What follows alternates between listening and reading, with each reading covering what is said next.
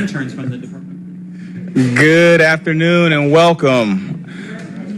Councilmember Bakhtiari, please approach the dais. Chop. I call the meeting of the Community Development and Human Services Committee to order. I also wanted to bang the gavel. I'm Councilmember Jason Dozier. I'm the chair of the committee, and I'm joined by fellow committee members. To my left, I have Councilmember Matt Westmoreland. To my right, I have Councilmember Dustin Hillis. And at the front, I have Councilmember Liliana Bakhtiari. The first item on the agenda is the adoption of the agenda. I'll entertain a motion to adopt. So moves. I got a motion by Hillis, a second by Westmoreland. Please open the vote.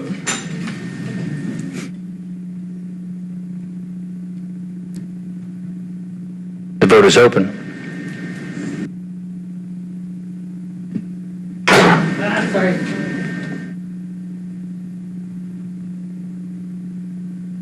All right, the agenda has been adopted. Yes, so please let the record reflect Councilmember Bakhtiari's yea. We have 4 yeas, 0 nays. Next item is the approval of minutes. I'll entertain a motion to approve. I'll make the motion to approve the minutes. Second by Bakhtiari. Please open the vote. The vote is open. Vote is closed. All right, the minutes have been approved. 4 yeas, 0 nays. Next item is public comment. Let's see here.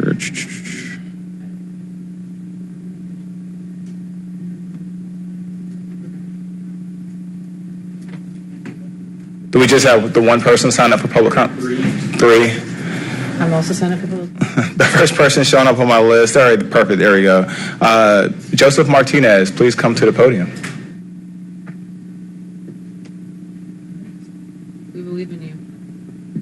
Joseph Martinez, are you here? All right. Next, we have Allison Kaufman. Nope, that's not Joseph. Sorry. Next, we have Allison Kaufman.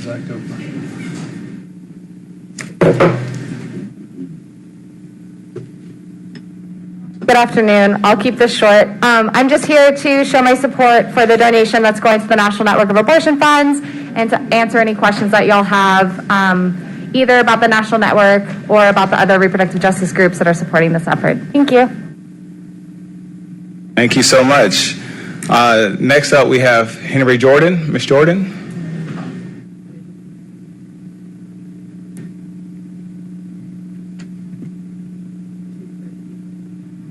Give unto the Spirit of God, everyone that's here. For they bind heavy burdens and grievous be borne, and lay them on men's shoulders, but they themselves will not move them with one of their fingers. Matthew 23rd chapter, 4th verse. Men place unbearable loads on people. We need Jesus' help. When flesh seeks to kill, then you ask to be killed. James Swift, that leads to death. We owe Jesus for his blessed miracles. Righteousness exalts the nation, but a sin is a reproach to any people. Proverbs 14, chapter 34 verse. National righteousness and national sin have opposite effects. Exhortation versus reproach. Jesus can back up his hatred for sin.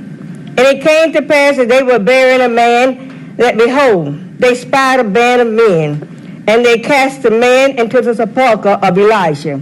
And when the man was let down and touched the bones of Elijah, he revived and stood up on his feet. 2 Kings 13, chapter 31st verse. And Elijah's bones had brought life to the dead. So would his prophecy attest God's provision of new life for Israel under Joash and Jeroboam II. Jesus' righteousness in us gives life, but we must seek Christ. That we should be saved from our enemies and from the hand of all that hate us. Luke 1st chapter 7, the first verse. Horn of salvation would mean a mighty deliverer. Horn is an Old Testament symbol for power. You can't deliver yourself like Jesus can. So seek to please him. We want that power to obey Jesus, to fight sin in us, around us, and in others, because we need Christ more than he needs us. Thank you, Ms. Jordan. Before we move on to the next item on the agenda, Joseph Martinez. Just want to say that name one more time. All right, moving on. If my colleagues will indulge me, before we move into presentations, we do have 3 people here for potential appointments, and I would like to move forward with those communications. Any issues? Hearing none, let's go ahead with the first communication. For the person that's here, I believe is Miss Amy Knope. I believe that's the first one we have. Knopp. Yeah, item number 3, 22C 5114, a communication from Council President Doug Shipman appointing Miss Amy Knopf to serve as a member of the Buckhead Community Improvement District. This appointment is for a term of 4 years. All right, Ms. Knopp, thank you for coming today. Please tell us a little bit about yourself, why you're interested in this appointment. Sure. Hi, I'm Amy Knopf. I am a head of asset management and a managing director at Jamestown. I am a resident of Buckhead for the last almost 13 years. And as Jamestown, we also are an investor in Buckhead, Atlanta. I'm very excited and honored to be asked to be part of the Buckhead CID, and I'm really looking forward to giving back to the community in this way. Thank you. Any questions or comments from colleagues? Motion by Westmoreland, second by Bakhtiari. Please open the vote. The vote is open.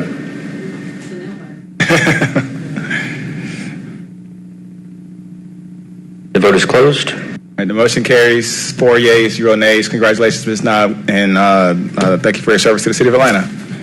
All right, next we have Mr. Mitchell Shelby. Mr. Shelby. Item number 5, 22R 3972, a resolution by Committee on Council appointing Mr. Mitchell Shelby to the City of Atlanta Development Impact Fee Advisory Committee as one of the 3 members appointed by the Atlanta City Council for a term of 2 years. Said term to begin upon approval of this resolution and for other purposes. Mr. Shelby, please tell us a little bit about yourself and why you're interested in this appointment. Okay, good afternoon, everyone. My name is Mitchell Shelby. I reside, as I say, on the beautiful southwest side of Atlanta, Georgia, probably the most beautiful part of the city, in my opinion. I moved into this beautiful community, moved to Atlanta in 1992, bought my very first property on the southwest side and another property, and now I live in this area. I've served my community as the president of my neighborhood association 3 or 4 times, as the vice president of my neighborhood association, probably about 3 or 4 times, and my daughter, who is a teacher now in the Nashville area, is the youngest person to serve our neighborhood association as the communications liaison in my neighborhood association. So it's just all about service, and I want to continue that service. And I really, since I'm really sad right now, I have a daughter who will be leaving for college, and so now I even must pick up my service since I'm going to be, oh my God, an empty nester. So that's why I want to continue the service. Thank you so much.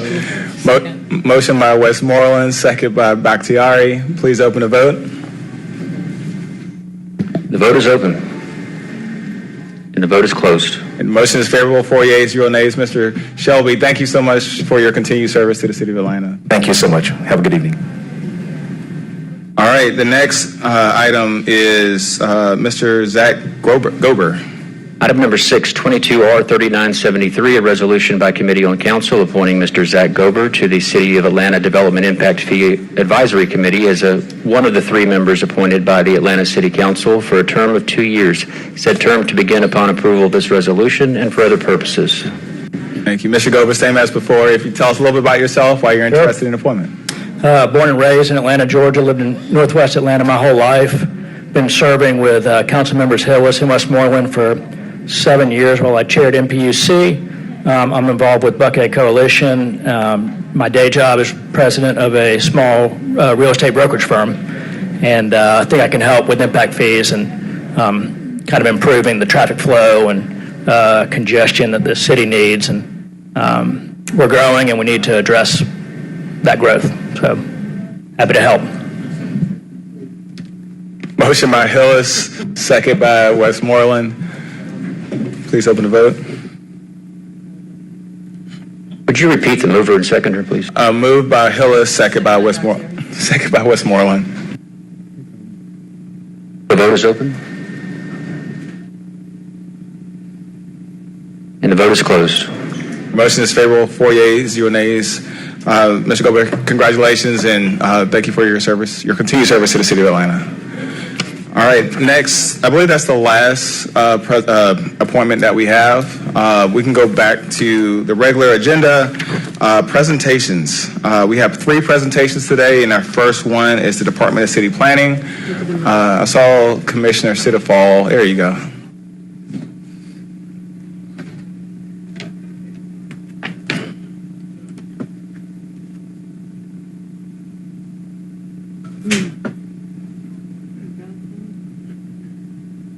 Good afternoon, council members. Good afternoon.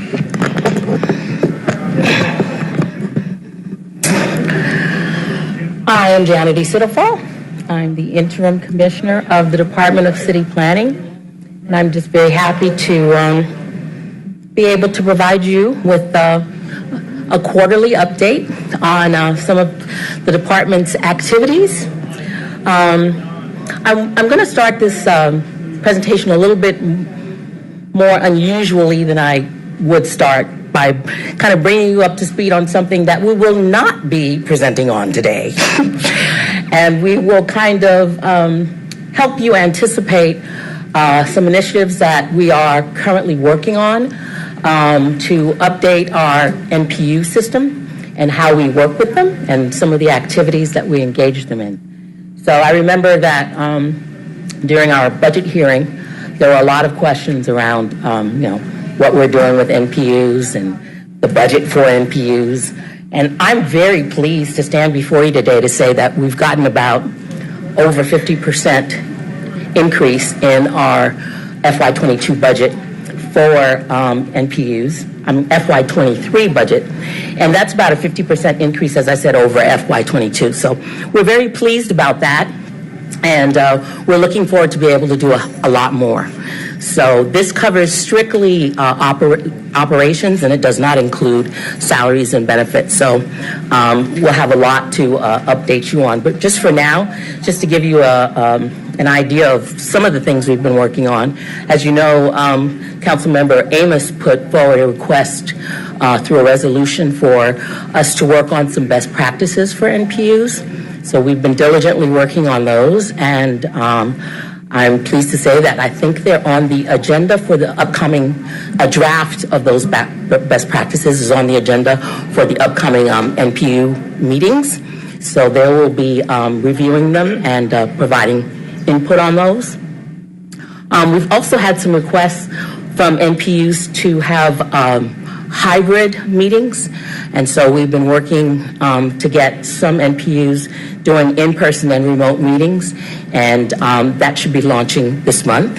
And I think there are about 5 NPUs that are going to be participating there.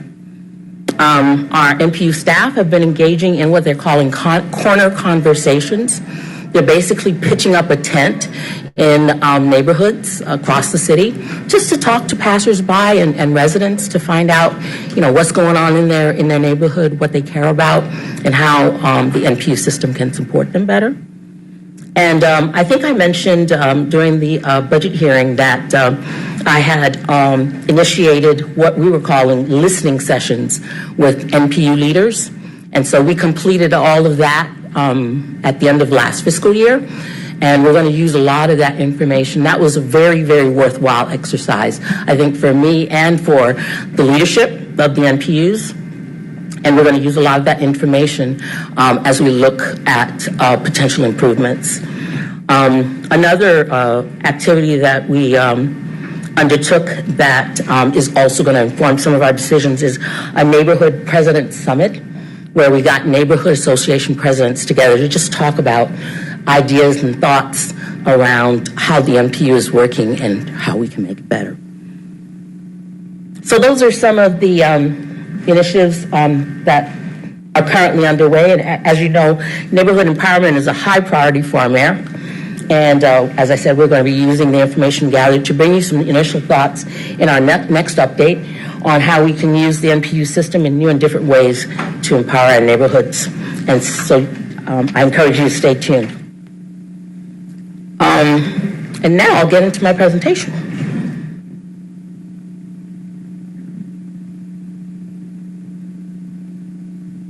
Wonderful.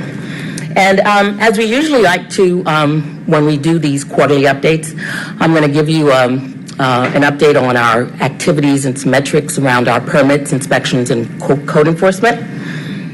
As Atlanta continues to experience a resurgence of construction activity since the onset of the pandemic, the following slides will show the metrics by quarter for the last few years, the last 4 fiscal years, sorry. 2019 holds the record with 9,284. I know the numbers are a little hard to see from the on the screen, but hopefully I can guide you with by stating what some of those are. So we issued back in 2019 about 9,284 permits. With the onset of COVID, we saw a decrease of about 20%. However, we've seen a rebound to a total of over 8,000 permits issued for FY22, which is about a 9% gain over last year. Construction valuation is a metric we like to track because it shows the value of construction to our economy. 2019 holds the record for this metric pre-COVID, with close to $5.4 billion in construction value. During the pandemic, we saw about a 6% decrease overall. We were able to hold our own through the pandemic, and with the close of FY22, we've surpassed 2019's record with construction valuation at about $5.5 billion, which is an increase of about 9%.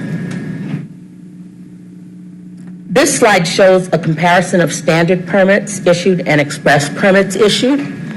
Standard permits are residential, light commercial, and commercial permits that have an SLA of 10 business days. Express permits are minor permits such as fences, basement finishes, deck additions, and minor interior alterations for residential and commercial structures. Pre-COVID, express permits had an SLA of 30 minutes because they could be issued while the customer was waiting.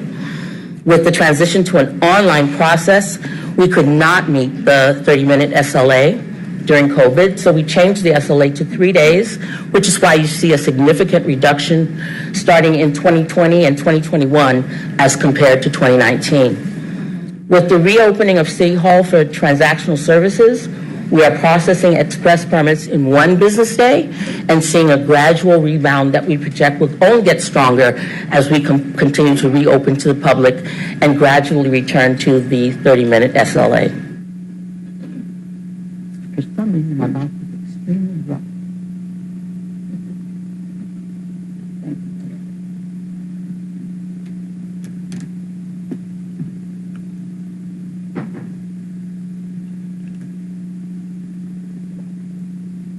Much better, thank you. With our next slide, we're going to look at the number of permits issued by work stream. Each work stream is specific to the type of use and size of the activity. The work streams are residential, and those are permit applications for single family and duplex homes for new construction, major additions and renovations. Light commercial is for permit applications for commercial projects that are under 10,000 square feet and multifamily alterations and additions, and commercial permit applications for larger commercial projects that exceed 10,000 square feet. As you can see in the slide, the residential work stream receives the highest number of permit applications, followed by light commercial. This chart illustrates the highs and lows for each of the work streams during the pandemic. But here again, you can see that for 22, we're trending back towards, and in some cases, surpassing the 2019 highs.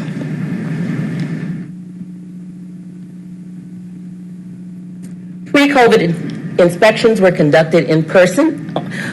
Were conducted in person only, and here again, 2019 was a record year with over 113,000 inspections. During COVID, we introduced video inspections and third-party inspections in order to meet the demand of the construction industry and satisfy the need to socially distance. The metric for FY22 shows a gradual return to pre-COVID levels. I just want to mention here that we continue to be understaffed in the area of inspections. We've added inspections through a supplemental staffing contract with a company called Nova. We did this just prior to the pandemic hitting, and that was very fortunate. But we're still having challenges in hiring inspectors, so we've continued to use the Nova contract. As a matter of fact, I think it's scheduled to expire at the end of this year, and we will probably be looking to put out another procurement to hire these services, because we continue to experience these shortages in staff, and we've been working with HR to find ways to recruit and retain our inspectors in various ways. So we'll continue to work on those. As I previously said, pre-COVID inspections were conducted in person only, so this slide shows the distribution of inspections by type for quarter 4 of 2020 and for 2021 and for 2022. During the pandemic, we leaned heavily on third-party inspections and video inspections, but with the slow return to a new normal, there's been an uptick as shown in the pie chart, the last pie chart, an uptick in on-site inspections. This next slide shows the trend of construction valuation from FY11 to FY22. You can see we have had steady increases in construction value over the last decade until the pandemic hit. In FY21, we begin to see a rebound that has continued through the end of FY22. This next section of our presentation gives you a brief update on efforts to continuously improve our permitting process. As I've reported previously, in 2020, with the onset of COVID, we had to move the majority of our paper transactions to electronic in a very, very short period of time. So we realized that our current system is far from perfect. As we've resumed normal operations, we've picked up where we left off in terms of advancing what we call electronic plan review, which is the total digitization of our planning review process. And as we make these technological improvements, we're looking at ways to improve our permitting process by, 1, reducing or limiting the number of people touching a process or a permit, reducing the timelines for review and approval of permits, establishing a point of contact and owner for each work stream, and increasing transparency and accountability for all departments involved in permitting. These next 2 slides outline the short, mid, and long-term changes we have identified and are implementing to improve how we use our resources, our structure, and our operations to achieve the goals that I just mentioned. I've included these slides at this level of detail, not to go through each one of these initiatives with you here today, but to provide you with our overall action plan in the spirit of transparency and accountability. As you can see from those initiatives filled in the green, and that's the green column at the very end, we've implemented or are in the process of implementing 10 of the 17 initiatives listed. So this is the other slide. And that one was supposed to be deleted and wasn't. One of the improvement initiatives that I would really like to highlight that we're particularly proud of is the creation of a development services team to increase customer support and follow-up. This started as a pilot back in March of this year, and it entailed the reorganization of existing personnel and the hiring of 2 new positions to serve as customer and staff point of contact for applications submitted to DCP. This team focuses on monitoring all applications against newly established metrics and timelines, communicating and coordinating with partner departments, completing simple customer requests, and guiding the customer through all handoffs in the process. Their first task was to tackle a backlog of about 5,000 applications that were stuck in the process. That is, they were over our SLA of 10 business days. This slide shows the reduction in backlog from January to June of this year. And as you can see from this slide, in January, we had 811 applications going through the express process. That has been reduced to 6. In light commercial, we had over 1,000 Applications going through the process, that has been reduced to 84. In January, we had over 1,100 applications going through the commercial process. That has been reduced to 150. And in residential, we had almost 1,400 applications going through the process, and that has been reduced to 204. So, needless to say, our development services team is here to stay. We're no longer going to be a pilot. It's definitely going to be a part of how we move forward doing business as far as permitting goes.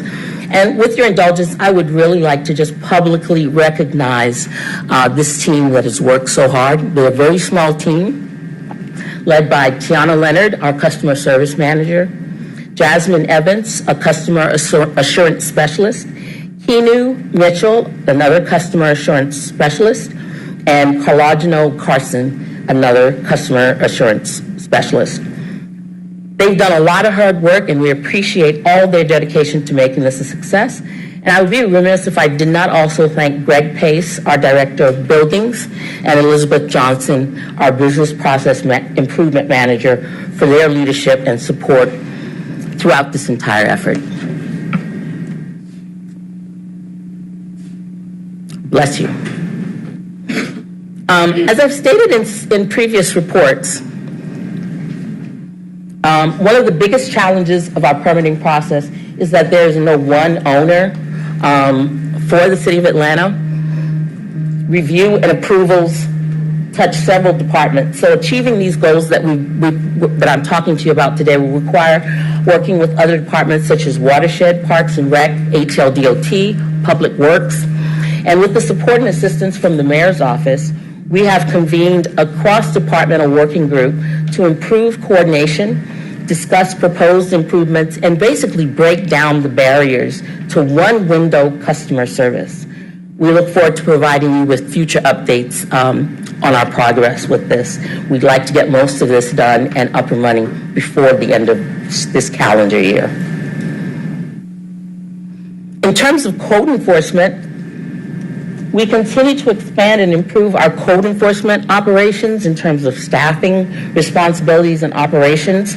We recently, back in February, introduced evening and weekend coverage, and we implemented Code Busters back in July of 2021. And since then, well, at that time, we had about 6 enforcement inspectors. We now have about 19 inspectors. That's about 3 more than the last time I provided you an update. And we're expecting to have 2 more start in the next few weeks. Since we launched the Code Busters program, we've received over 1,300 complaints. There you go.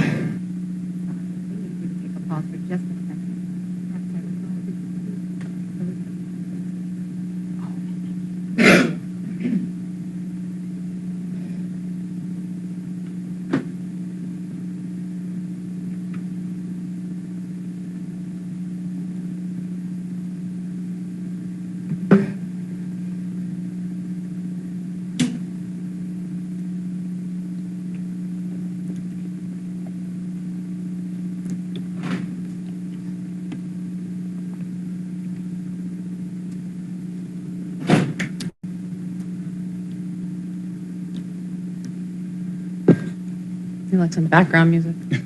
I'm sorry? Background music? I can play Pandora.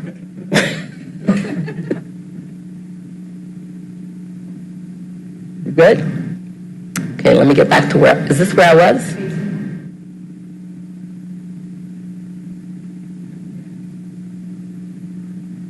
Okay. Yeah.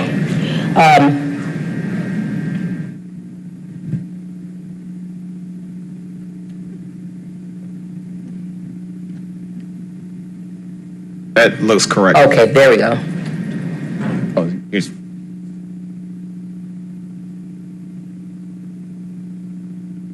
Okay, as shown in the pie chart, stop work orders make up the majority of the complaints. Other complaints include those related to zoning, working without a permit, issuing correction notices and citations. And this one shows the number of stop work orders and the number of complaints. The stop work orders are shown in the light blue, and the other complaints are shown in, no, the other complaints are shown in the light blue, and the stop work orders are shown in the blue. Okay, with that, I'd like to give you a quick update on our short-term rental program. Short-term rentals, as I'm sure if you've looked in the news lately, across the nation, quite frankly, has been a hot issue. And as you know, we passed legislation to regulate short-term rentals in Atlanta last March. Initially, all owners and operators of short-term rentals had to have a license by March 1st of this year. Existing owners and operators now have until September 6th to get one, and that is thanks to the city's desire to work with this emerging and fast-growing sector. We began receiving applications for short-term rentals licenses in February of this year and began issuing licenses in March. However, despite our efforts to build public awareness and compliance through ongoing social media and public awareness campaigns, the process has been very slow. We've heard estimates that there are upwards of 7,000 existing STR owners and operators in the city of Atlanta. As of last Friday, we've issued only 1,219 applications. We have received only 1,219 applications, and we've issued 699. We have required revisions to 359 and have denied 160. We are currently working and meeting with AMSTRA, and that is the Atlanta Metro Short-Term Rental Alliance, to discuss and potentially address some of the concerns expressed by their members who are STR owners and operators. AMSTRA is a nonprofit corporation that exists to protect and educate its members concerning the requirements of the ordinance and communicate the interests of its members to city officials. We'll continue to keep you abreast of our discussions with them.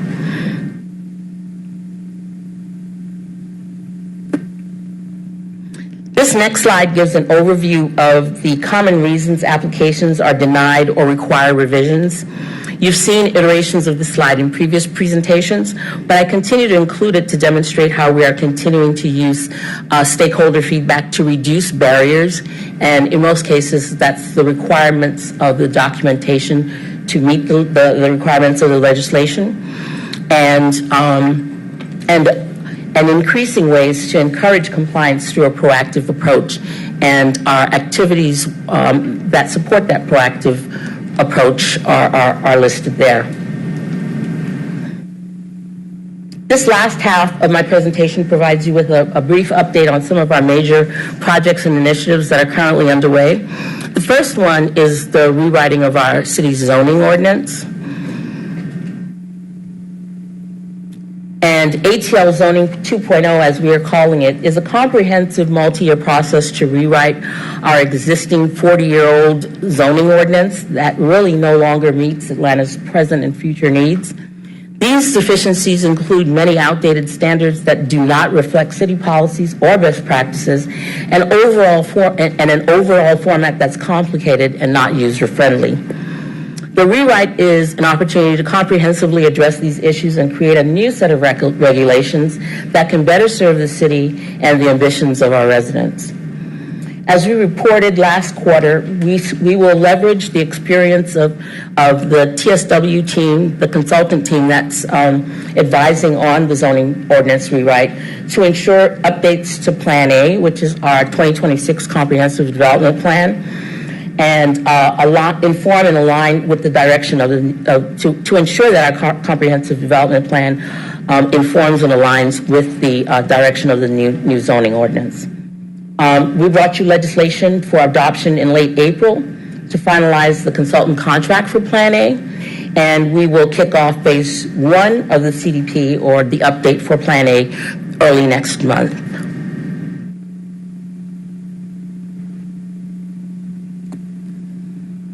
We spent the last few months working on the zoning rewrite to finalize the regulatory approach for the rewrite, using information and feedback we received from workshops that we conducted last year and other sources to develop citywide alternatives, growth area alternatives, and conservation alternatives. And if you'll remember from Atlanta City Design that we have two primary areas that we distinguish as part of our planning efforts. And those are growth areas where we want to attract growth. And most of those are in existing areas that are currently growing. And then conservation areas where we want to preserve the character of neighborhoods and natural resources. So we are working, as I said, to develop alternatives that align with the concepts of growth and conservation and citywide alternatives for public consideration. And so we'll be holding several outreach activities in the coming months, early August through the fall, to allow residents to provide input and share ideas on some of these alternatives. The next steps listed on this slide outline some of the upcoming events, and we encourage you to stay tuned for details because we would love to have you participate, and we would definitely appreciate your assistance in getting the word out to your constituents. Our next initiative is another that we're excited about because it really is a good indicator that we're coming back to a new normal. And that's the relocation and reopening of the Atlanta City Design Studio.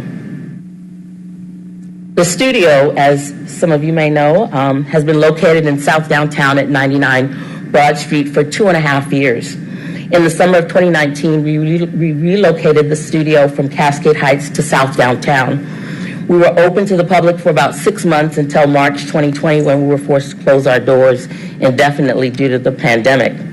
During the pandemic, our teams continued to operate in this space, primarily focused on projects that advance the resurgence of downtown. The studio must now relocate within South Downtown due to an accelerated development plan at our current location at 99 Broad Street, and that's just between MLK Jr. and Trinity. We intend to remain downtown and restart our storefront community engagement programming that has been dormant at the current location since the start of the pandemic. We believe in the importance of the success of our downtown and are committed to a number of downtown-related projects in which we're currently engaged, such as the Broad Street Pedestrian Plaza reconstruction, our MARTA 5 Points Transformation Project that we're engaged in with MARTA, as well as guiding the design of other major investments such as the Summerhill BRT, the streetcar east extension, Centennial Yards, the development at Underground, and just overall activities and designing of public spaces in South Downtown itself. This new location will allow our planning, public space, and innovative housing work to be both easily accessible to the public and in close proximity to City Hall. Legislation to enable us to move forward with the new lease agreement will be introduced later in this meeting. So we look forward to approval of that. This shows this slide shows the current location of our city studio at 99 Broad Street. And do I have a pointer? Well, the top blue box is our current location, and the lower blue box is the future location in the Sylvan building right around the corner on Mitchell Street. This next slide just gives you a street view of the future location that, as I said, is going to give us easy access to City Hall. On the housing and economic development front, we continue to develop new programs and expand existing programs. As it relates to public land development, we are close to finalizing the development agreement for 104 Trinity across the street from City Hall in partnership with Invest Atlanta. This will be what we hope will be the first of many city-owned properties that are currently underutilized and can be transformed into affordable and market rate housing with a mix of uses and enhanced public services and amenities. As part of these efforts, DCP's Office of Housing and Community Development is supporting the Mayor's Affordable Housing Strike Force, which is made up of city departments, Atlanta Housing, MARTA, Atlanta Public Schools, Invest Atlanta, and Atlanta Beltline, Inc., basically all of those city entities that own property across the city. And the strike force was launched in May, and a second meeting is scheduled for later this month. We've also engaged the services of a consulting firm, Urban 3, to help us appraise the value of identified public assets and figure out how to best use them. We're finalizing the findings of a public asset mapping study that will inform our efforts by estimating the value of all publicly owned property in the city, and later this year, we will begin announcing some requests for proposals for city-owned properties that are quick and manageable. Our housing team has also been working very closely with the Mayor's Office and others to relocate households from the existing conditions at Forest Cove Apartments in Southeast Atlanta. As you know, this is an urgent priority for this administration. Although the process has been slower than expected, we're pleased to report that 15 households have been relocated to date, and about 165 households are in process. With the support from the Atlanta Police Foundation, 10 new security cameras have been installed in the vicinity of Forest Cove, and there are also ongoing efforts to develop a master neighborhood plan for Thomasville Heights, where Forest Cove is located, by November of this year. And this planning effort is being supported by robust stakeholder and community engagement, which is already underway. Our neighborhood economic development efforts continue with the expansion of our Streets Atlanta food truck program, which has proven to be quite a popular activity here at City Hall. Our Atlanta Main Street program also provides support and investment to Atlanta's business districts. And we've recently launched our small business services with the development of a comprehensive website that provides information and resources to help small businesses navigate city processes such as permitting and licensing. And our nightlife economy, we've been providing nightlife economy support to the Mayor's working group on nightlife economy.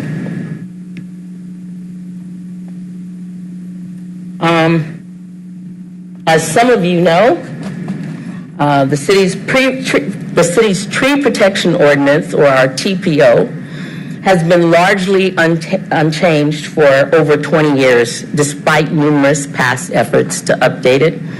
Our current TPO has elements that are out of date, unclear, cumbersome, or unable to be uniformly enforced.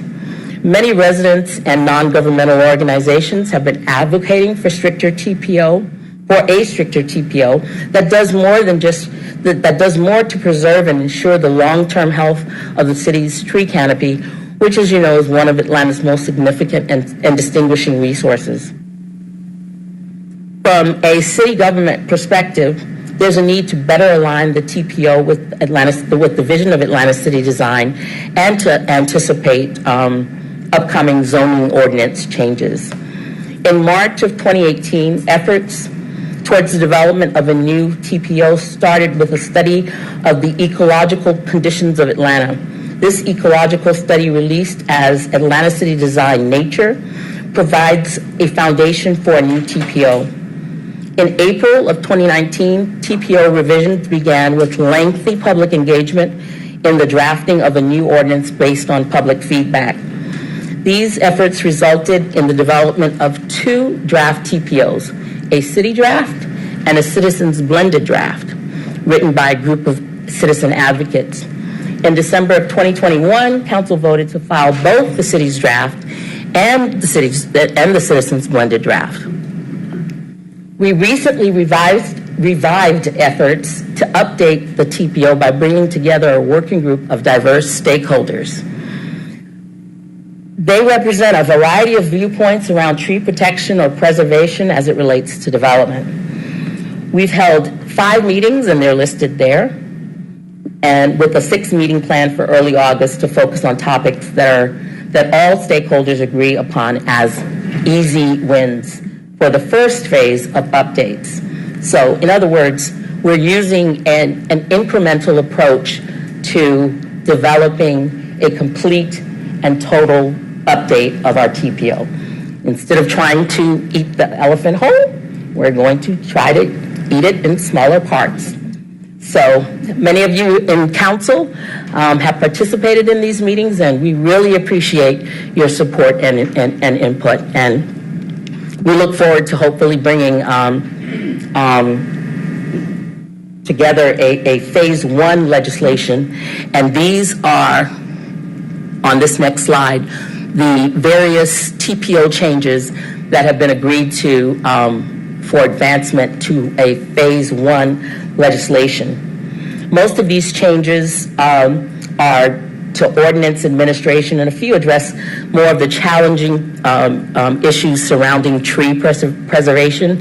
And this is where our stakeholders, as passionate as they are about tree preservation and how we develop our city, this is where we've had some of the most challenges in getting agreement.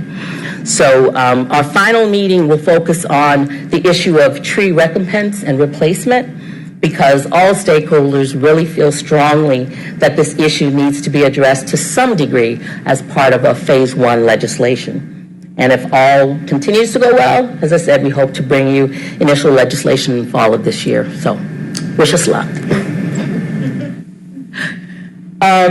The last initiative I'd like to update you on this quarter is our recently launched Freight ATL Northwest study, and I'm sure Councilmember Hillis, you're very familiar with this. This study is exploring the way goods move throughout the industrial districts and the nearby neighborhoods in Northwest Atlanta. The 18-month study is supported by the Atlanta Regional Commission, Invest Atlanta, and Councilmember Hillis. And again, thank you for your support. When completed next year, we hope to have a set of strategies for key freight corridors and recommendations to support infrastructure investments and policies to support transportation, land use, economic development, and community development. DCP, with the assistance from the consultant team Gresham Smith, is conducting a comprehensive and inclusive public engagement program that's outlined here with some of these activities: virtual meetings, an open house, several walk and talk tours, and one-on-one businesses with one-on-one meetings with businesses and implementing partners. And we will continue to move throughout this process. I think we want to conclude sometime in the spring of 2023. And with that, that concludes my presentation, and I'd be happy to answer any questions that you might have at this time. Thank you so much, Commissioner Sitterfall, and thank you for the very thorough presentation. I saw the stack of paper and was a little worried initially, but I really appreciate all the different topics that you covered. You know that we've got lots and lots of interesting stuff that we're up to in planning, and we don't want you to feel like we're not sharing. Absolutely. Before I give my colleagues an opportunity to ask questions, first I want to acknowledge my colleague, Councilmember Michael Julian Bond, has joined us. Separately, before we move into questions, a little birdie told me that we have some guests with us today with the planning office, and I would love if you could introduce them to the general public. I heard we have some interns in the room from the planning office. We do. Nobody told me. They told you, but didn't tell me. I believe we have some interns in the room. Would our planning interns please stand?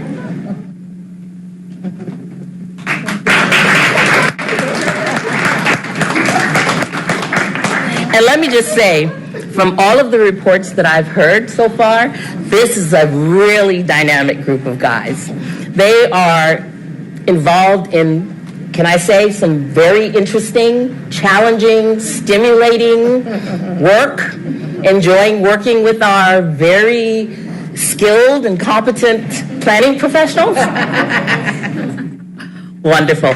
Thank you for allowing us to do that. Absolutely, and thank you all for coming today, and thank you for your service to the city of Atlanta. It's great to see young folks serve in such an intimate way, and we want to encourage that for the next generation, because we're not all going to be here 20, 30, 40 years from now. So. That's right. And I must say that our internship program, very truthfully, has been one of our best recruiting mechanisms. That's awesome. We've hired a lot of hint, hint, interns we've hired a lot of staff through our internship program. Absolutely. I will let my colleagues have an opportunity to ask questions first before I ask mine. So I'll go ahead and acknowledge Councilmember Bond, if you want to go ahead and take the mic. Thank you, Mr. Chair. Thank you, Commissioner, for your very thorough presentation, and welcome to the jungle, interns. My first question is really about the public property analysis section about the disposition of city-owned property for the building of affordable housing. You mentioned market rate and affordable. I don't know if the city needs any more market rate housing. How is that determination made? I think that's where a lot of our analysis and our work with our stakeholders is going to come to bear. We've made no determinations coming out the box about, of course, we have targets that we want to reach in terms of affordable housing, but in terms of how we mix those targets and market rate housing will really depend on, will be looked at on a case-by-case basis. Of course, it'll depend on location. It'll depend on the kinds of amenities that we're able to attract, because we are not looking to just, from a housing perspective, we're looking at it from a holistic perspective. We're looking at groupings of our assets in certain areas, Northwest Atlanta, Southwest Atlanta, Southeast Atlanta, and looking at how we can connect these assets in a way that helps us leverage affordable housing, other housing options, transportation connections, access to food, and all of those things that make for healthy and healthy communities and improve the quality of life of residents. So all of those things will be looked at on a case by case and grouping by grouping basis. Will you come back to us with, I guess, a synopsis of what the matrix will end up being? Most definitely. As I mentioned, we are working very closely with the Mayor's Housing Strike Force on pulling together and piecing together these strategies. And I believe that before the end of this calendar year, we'll be in a position to begin sharing some of these strategies and our approach to the overall redevelopment of some of these city assets. Just one more, I guess, point about that effort. I know that the school system has, I guess it's almost 50 properties that are not, the lots are not buildable for schools given the new state standards. Are you all going to be considering any parks development on those spaces? Because they are centrally located within neighborhoods, and even though we've improved on the national comparison of how many parks we have per capita, we're still not in the top 10 or top 20 even. Yes. So will that be a part of it also? As I said, that we'll be looking at all of those kinds of amenities as we look holistically from more of an area type of analysis, where there are schools, where there are available properties, and what we can turn into what we can use as public space, what we might be able to use as connections, because as you know, a lot of watershed property that's owned by the city is not developable, but we might be able to use them to help in connecting housing sites in certain areas. So all of those kinds of things will be considered, and this is not going to be a quick fix. You know, we're going to look at those, as I said, that can be implemented quickly and be managed easily. We'll start off with those, and then some of the larger groupings where we have to think more strategically about how we use these assets for parks, for schools, for transportation, connections to MARTA. All those kinds of things have to be strategically thought out. So we're going to look at the simple and work our way towards the more complex. Much like the tree ordinance. much like the tree ordinance. Yeah, I've, of course, been involved in that process, and so I guess my only question in regards to that, I'm looking forward to the meeting in August to try to conclude it. And so if we're going to have a draft in the fall to consider on the easy issues, are we going to have follow-up meetings on the more difficult ones? Most definitely. I know that was a concern of some of the activists. Yes, and that's been expressed to us repeatedly as we go through the meetings. Many of our stakeholders have said, okay, we'll trust you, or we'll try to trust you through this process. We'll go with the easy stuff first, but we really want to ensure that you're committed to carrying us the rest of the way. And we are.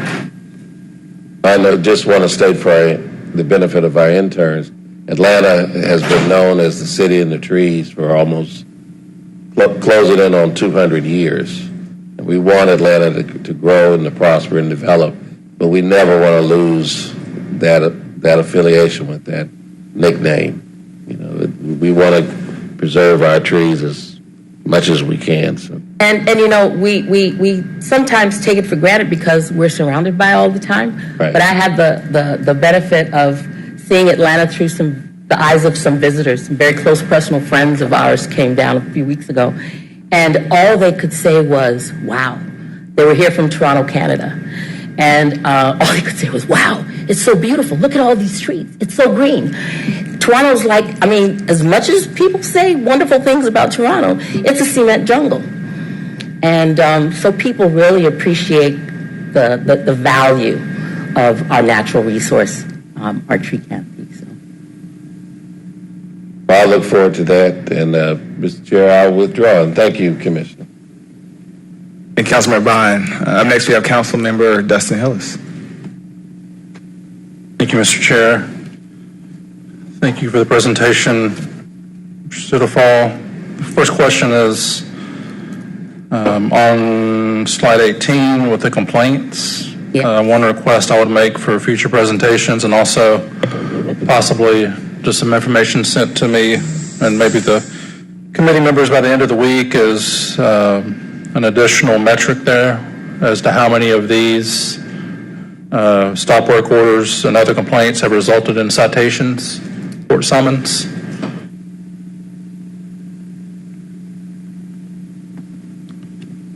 Gotcha.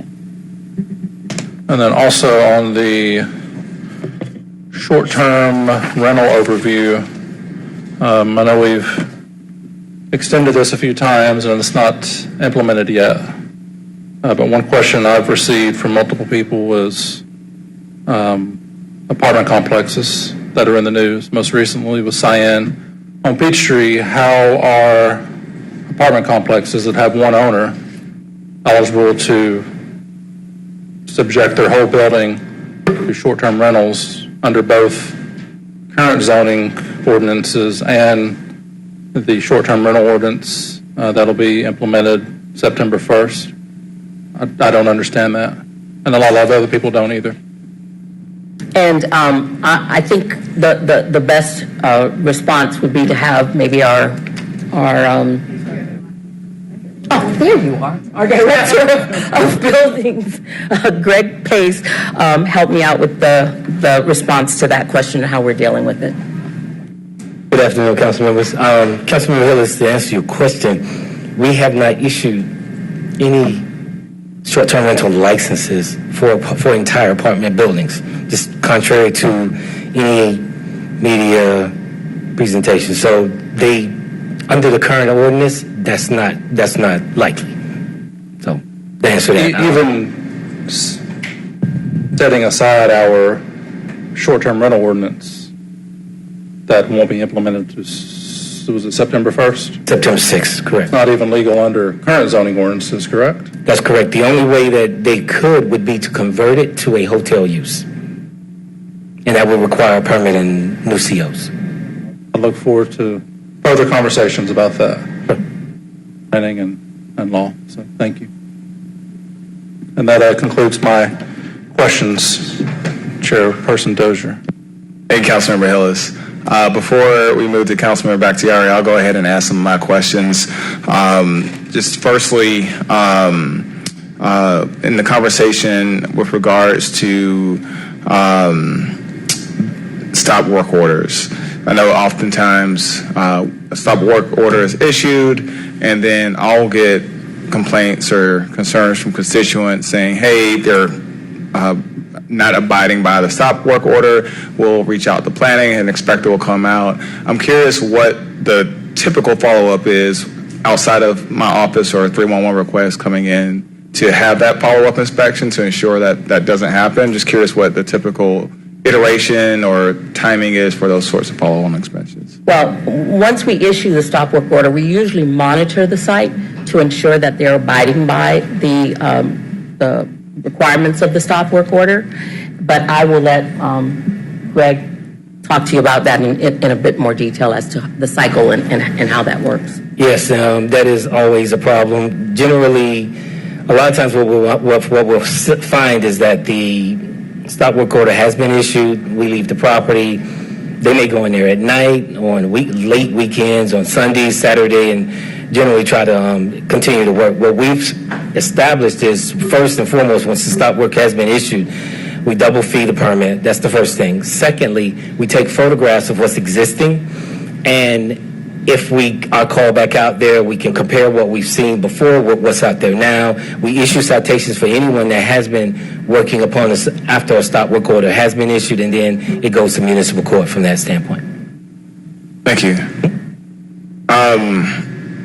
With regards to the construction valuation that you shared earlier, year over year, and apologies because I've asked a similar question in other committee meetings, but does that account for inflation? So $2 billion construction investment in 2012 might be valued differently to current dollars, and current dollars might not be worth as much maybe 10 years ago. So is that nominal that we're looking at year over year, or is that account for inflation year over year? It's nominal, and it's per code. Okay. And I'll let Greg give you the details on the calculation. We had a nice session with Councilmember Hillis, and he's smiling because he's now an expert on how we do construction value. We're working on that. That's exactly correct. We're working with Councilmember Hillis in trying to increase the construction valuation to be at the rate in which the code now allows. Okay. Currently, we're using the older code. Okay, understood. The other question that I had was the transition of MPUs from completely virtual to hybrid. You said 5 MPUs so far, getting ready to transition into that hybrid state. That's correct. What are some of the challenges been so far with that transition? Well, you know, we've been doing virtual meetings all through the pandemic, and so a lot of the NPUs really prefer the virtual because, truthfully, it has increased participation in a lot of cases significantly. For the hybrid situation, I think she's here. I'll ask Leah LaRue, who's our hands-on person that's actually walking the NPU leadership through this transition. I'll ask her to give you some details based on their experience. Good afternoon, council members. I have a very quick answer for you. No challenges at all. Okay. We're excited to roll out the program. We were waiting on some equipment that was back ordered, but we have everything in. We did a successful test last week. We've got one other test coming up this week, and we're ready to roll. Okay. Because our office Let you know how it goes. I was going to say our office is still trying to figure it out. So, you know, any lessons learned that you can share will be greatly appreciated. We're happy to help. We're actually supporting a couple of other initiatives and events around the city. So if we can help in any way, just let us know. We have the equipment. Perfect. Thank you so much.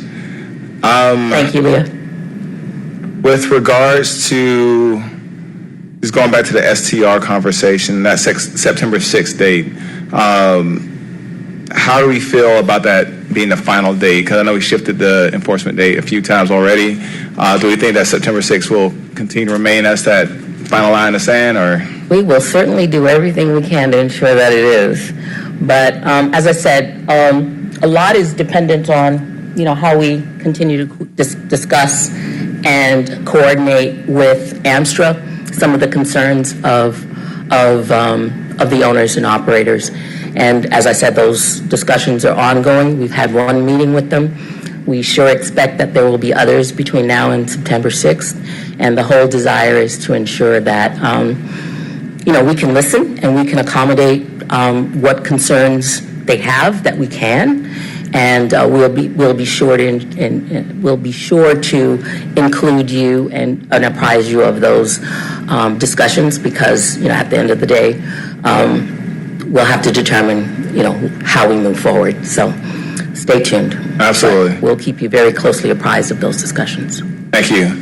My last item is a comment, and I just want to say that I really appreciate that y'all are doing both the conversations with residents with the different locations with regards to describing the NPU system, informing people how the NPU system works. I would love for our office to be able to partner with y'all in trying to find maybe additional opportunities as we're working with MARTA for Charest and working with different other stakeholders on other things. We'd love to incorporate NPU education as part of that programming. So we'd be happy to.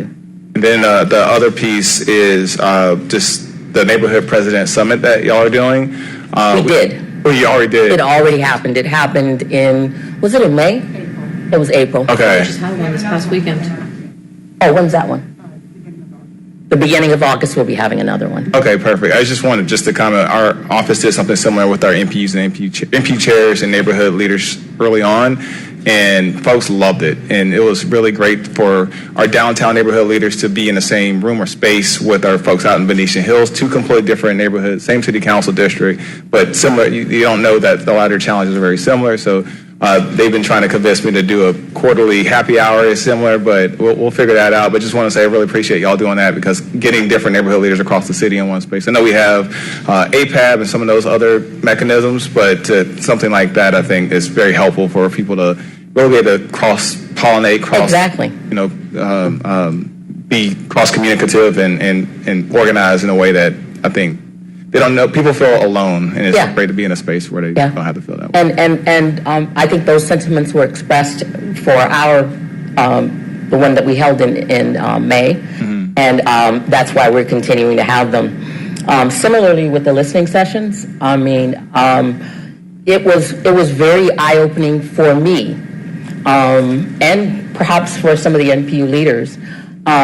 So it was a really good exchange for me to understand, one, who they are as people, what they've done, what their interests are, how they came into this role, because a lot of them are new, some of them are very seasoned, and to listen to the concerns and experiences and ideas, and see some of the common threads throughout, and that's what we were really looking for, common threads instead in terms of some of their concerns and suggestions, because that's where we can start to focus in on some of the improvements that we want to implement over the next few years.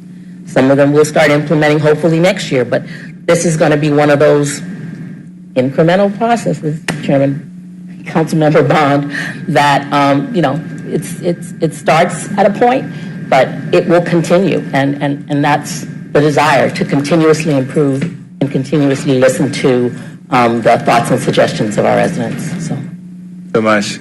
That was my last question or comment, I guess. Our last speaker is Councilmember Bakhtiari. Hey, Commissioner. Hey, Councilmember. Glad you're feeling better. Thank you. So again, to echo everyone else, thank you for your in-depth report. I had some of the questions around, one of them was around there's a bit where you actually put down the number of units being built. I can't remember which page that's on, essentially mapping out how many things have been built in terms of single family, et cetera, multifamily. Did we have any of the numbers on affordable units being built, preferably under 60% AMI? We can get them for you. Okay. Now, that may be a little challenging, and I'll tell you why, is because one of the process improvements that we're looking to implement to support our affordable housing initiatives is to be able to readily identify in the process what's where in terms of affordable housing.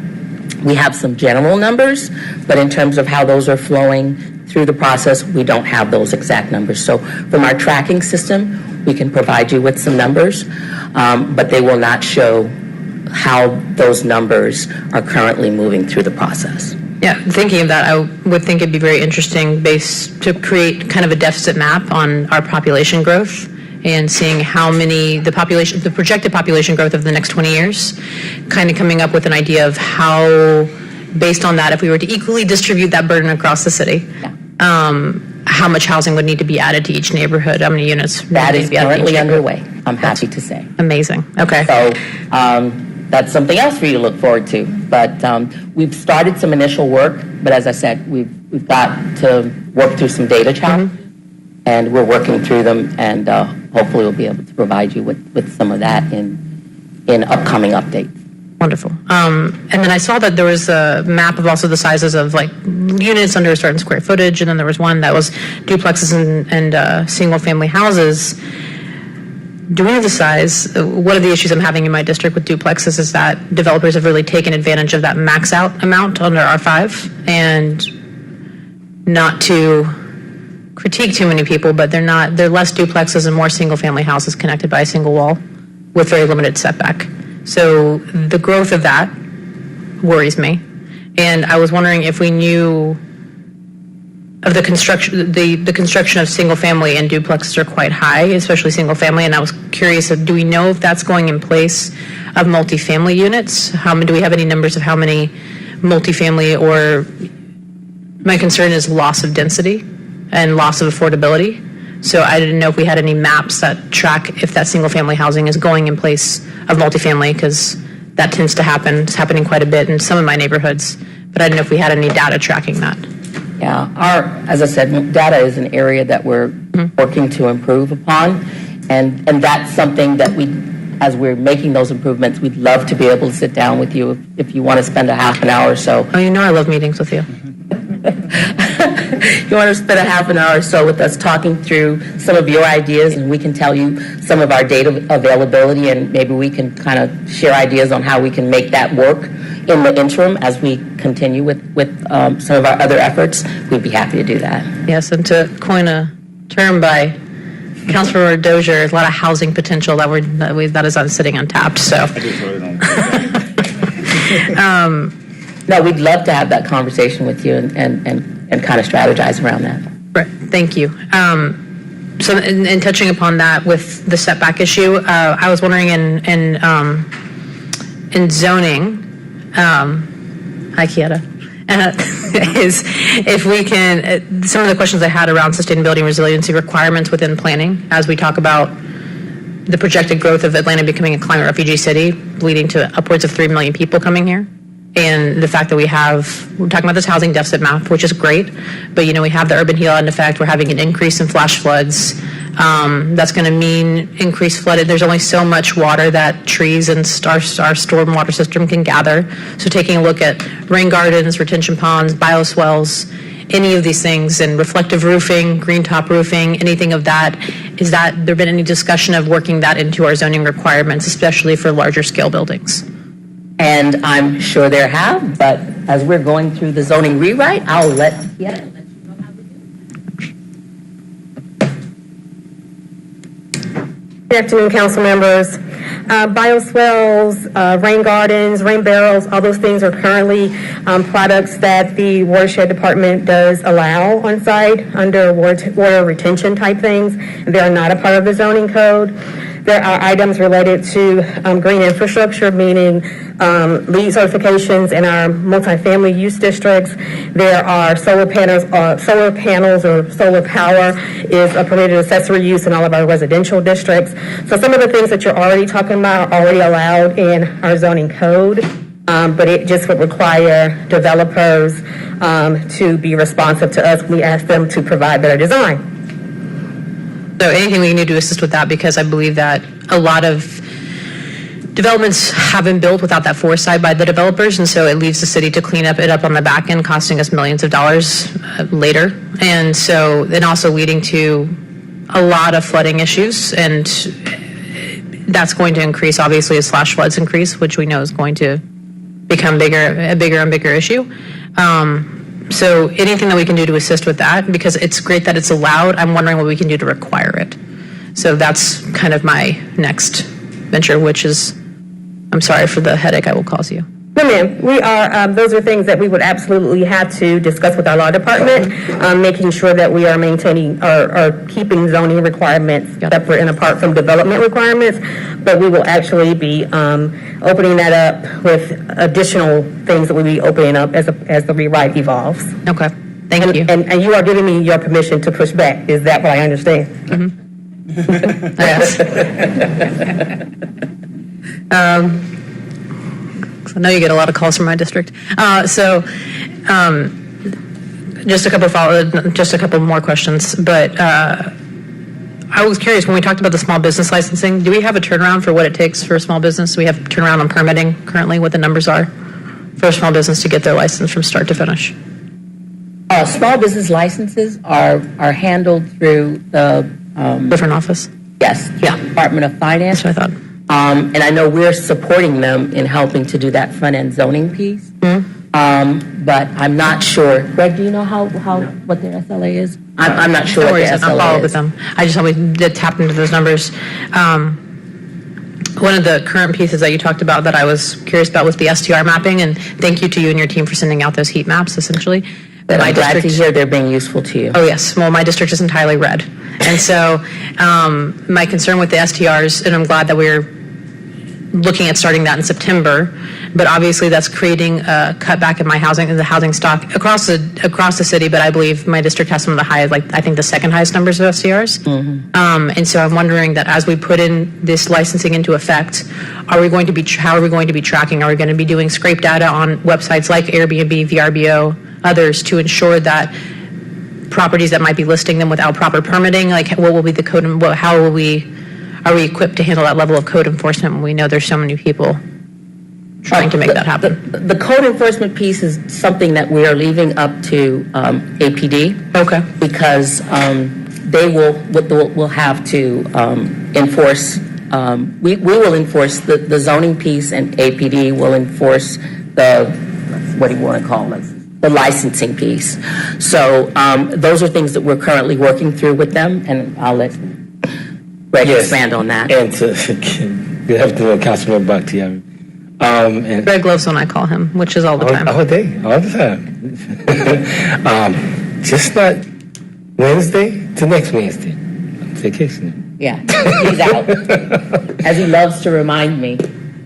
But nevertheless, to answer your question about scraping, we are actually in the process of procuring a vendor that will actually do that for us, that will scrape every single one of those websites, that will let us know who has one, who doesn't, send the notifications out with screenshots of the individual's short-term rental site, et cetera, et cetera. So we're in the process of trying to procure that, and so as soon as we can get that through the process, we'll be implementing that. Really glad to hear I that. have to put some heat on that because September 6th will be here before we know it. That I'm very glad to hear that, because that's been a very big worry of mine. And I'm hoping that it will actually release housing stock back onto the market. But thank you very much. That's actually all of my questions. So thank you.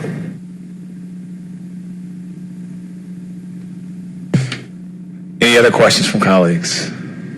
All right, seeing none. Thank you so much, Commissioner Sitterfall. Thanks for spending time with And us. I promise the next time we do an update, I will be less thorough. Thank you so much. Next on the agenda is Invest Atlanta. How you doing, Dr. Clementich? Good, thank you so much. We're going to continue with the Young Generation team.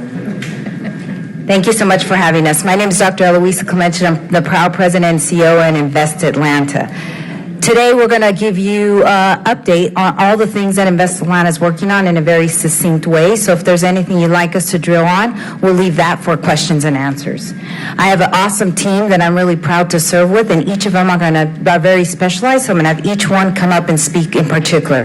The mapping for you shows you all the activity that we've done for Q1 and Q2, and we're going to drill down now on each of these. And with that, I'm going to call up my colleague, Vicki. Good afternoon, council members, and thank you for this opportunity to share our updates with you for quarter two. So as you can see by the PowerPoint, we've actually closed 6 multifamily housing transactions thus far. Very excited about that, along with which created 1,184 units. And on our home ownership team, and my colleague Nita will discuss a little further, we've closed 55 homeowner loans and also 11 transactions through our TAD and New Markets projects. And now I'd like to highlight, if I could, a couple of those developments that we've been to. I know Councilmember Dozier and Hillis and Westmoreland, and actually Councilmember, I'm not going to say you're not correct, but Dr. Oren, we have been to a lot of groundbreakings and grand openings this year. And so I'd like to highlight a few of those, which is Paramount, Skyline, and Macaulay Park. We've had a total of 6 closings this year, which equated to about $168 million in IA investment, leveraging over $52 million in capital investment, private capital. And so with Paramount, that was 240 units of affordable housing for families earning a 60% AMI, located in the Greenbrier neighborhood. This total project cost was about $70 million. Skyline, which is 250 units, which is located along the Beltline, affordable housing for families earning at or below 60% AMI, located in the Peoplestown neighborhood. And then also, I would like to highlight Macaulay Park, which is Gartrell Street near the King Memorial MARTA station. This development will add 160 units of dedicated affordable housing at 80% AMI or below, along with 10 respite units to serve patients of Mercy Care Clinic. So this was very exciting about that. And I would like to also highlight a couple of projects for our TAD, which is Front Porch, which is located in the heart of Sweet Auburn District. It's a mixed-use development with 53 affordable co-living beds at a cost of $30 million. And then also Thrive Sweet Auburn on Decatur Street. It's located near the King Memorial MARTA Station, Grady Hospital, and Georgia State. And it's a multifamily development with mixed income, affordable workforce housing unit, as well as some commercial space on the ground level. At this time, I would like to call on my colleague Anita Allgood, Vice President of Single Family Home Ownership Services. Thanks so much, Vicki. Good afternoon, council members. Thanks for having me here. So I'd just like to talk a little bit about our homeownership services and the stats for the 6 months of 2022. So to date, we have provided and served 28 home buyers with $550,000 in down payment incentives with a leverage of $5.8 million. Our affordable home buyers have had a tough go of it this year with the ever-increasing purchase price and the onset of increasing interest rates as well. And they are oftentimes battling against corporate investors that can bid tens of thousands of dollars over asking and close with cash transactions. And so our numbers are a little bit down, but we do anticipate a giant bump because in June, which is National Homeownership Month, we launched a new program, our 30 Plus program, which is offering a $30,000 incentive to prospective buyers at 120% of AMI or less. And I am thrilled to say that as of today, I have 19 loans in the pipeline for this for this program. And I think it's just gone a very long way in creating some additional affordability for our affordable buyers. So I'll transition now to our Heritage Owner-Occupied Rehab program. In 2022, we've had an opportunity to serve 27 of our seniors at 60% of AMI or below, expending $875,000. And I want to just provide a little bit of background with regards to our owner-occupied rehab program, as some of you were not present when we launched it in 2018. So this program is funded by 2017 Housing Opportunity Bond funds, and we launched an application in April of 2018. We received 753 applications at that time. That application was only open for 6 weeks. And we received 753 applications. To date, we have completed 193 rehabs across 9 different council districts, and you'll see a little bit more detail in that when we get to the HOB update. We have 39 rehabs currently in progress, and we have a very large number of denials with folks that were over income and those that did not have clean title to be able to participate in the program. We have several withdrawals as well, simply because due to the pandemic in 2020, we were forced to shut down the program completely due to the sensitive nature of that demographic and wanting to keep our citizens safe. We were able to reopen that application for exterior rehab in March of 2021, and then in April of 2022, we reopened it for interior rehab as well. And so we are just kind of trudging through that current pipeline to try to get all of those folks served at this point. And I will give the mic back to Vicki Roberts for Housing Opportunity Bond update. Thank you. Thank you, Anita. I know you all are excited. I want to say thank you for your support for the 2021 Housing Opportunity Bond issuance. It was very needed, as mentioned in some of these conversations about the increased cost of construction and development and needing that subsidy, so I appreciate that. And so you probably can't read this. So thank goodness that you have it in front of you, I hope, so we can kind of talk about where we are with some of the programs that we have.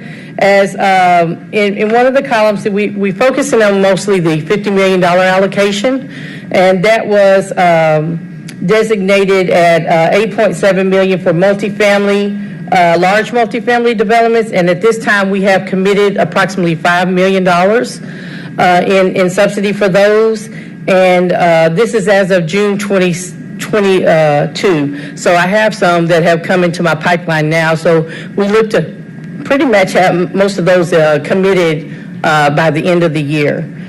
For the small multifamily development loans, we had approximately $4 million that was allocated and have $1.9 million that is committed at this time. And for our permanent supportive housing, we have not opened up that bucket yet. We are still currently using the 2017 Homeless Opportunity Fund administered by the Continuum of Care, and IA will begin spending those funds once the others have been exhausted. So that's just a bucket that's sitting there that we know is needed. It's just not at this time. For our single-family loans, we have, as Anita mentioned, on owner-occupied rehab, we're still working with the 2017 issue, so we have not opened up that because the program was put on hiatus for approximately a year. So we're currently working to expend those funds, and then we'll be accessing these funds shortly after, looking to launch the new application in Q1 2023.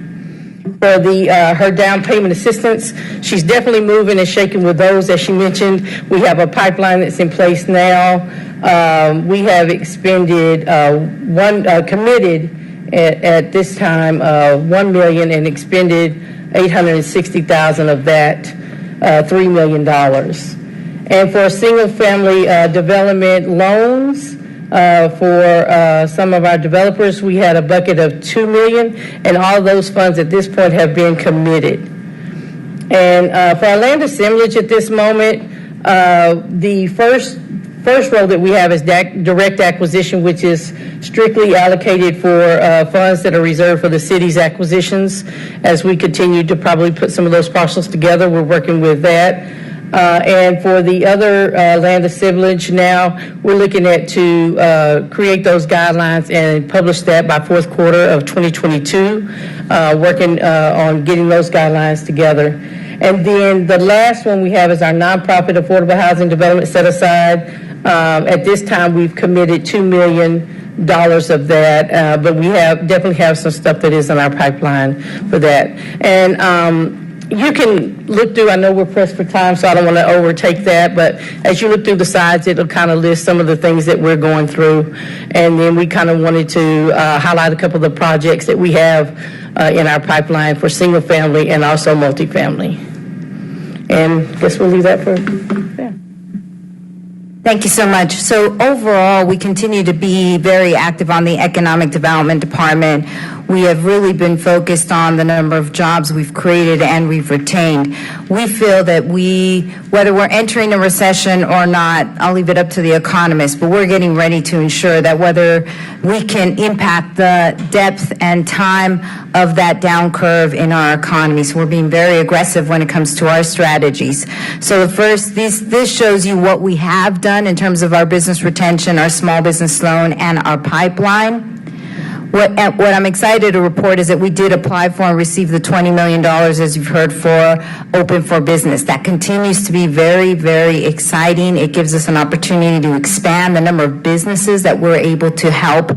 And so we've launched our small business loan. We've got our commercial improvement grant coming online at the end of the month. And then we'll have our commercial down payment assistance, which I'm very excited about. Will be the first in the city's history. With that, we've also spent a lot of time on technical assistance. If there's anything we heard from the CARES Act and the information that we were able to provide is how important that was for businesses to be able to look to changing, pivoting as a result of COVID. So again, we're relying on the help that we're going to get. Free support. So if anybody's watching this, any business out there, there's free support for you out online, and you can access it through our Atlanta in Business portal. I also want to highlight that Invest Atlanta has opened up officially our 6 offices in the city, so you do not have to come to 133 Peachtree. We're at Atlanta Tech Village, iVillage, Pittsburgh Yards, Goodwill, Russell Center of Innovation, and then we also have hubs where we have consulting hours in different locations. Our goal is to meet businesses where they are and make it as easy for them as they would like to engage with us, whether at one of our hubs, online, or they could come to 133. Whatever they need, we want to be available to them. Lastly, I'll say that our PACE program is launched. Our first one was Pullman Yards. We have about several other projects in our pipeline. And again, this is a way for commercial buildings to be able to access financing so they can think about ways to help the environment in terms of energy efficiency and therefore lowering their cost of operation in the building. I thought it was pertinent for us to give an update on the American Rescue Plan. And with that, I'll ask Melody to come give us an update on where we are on that.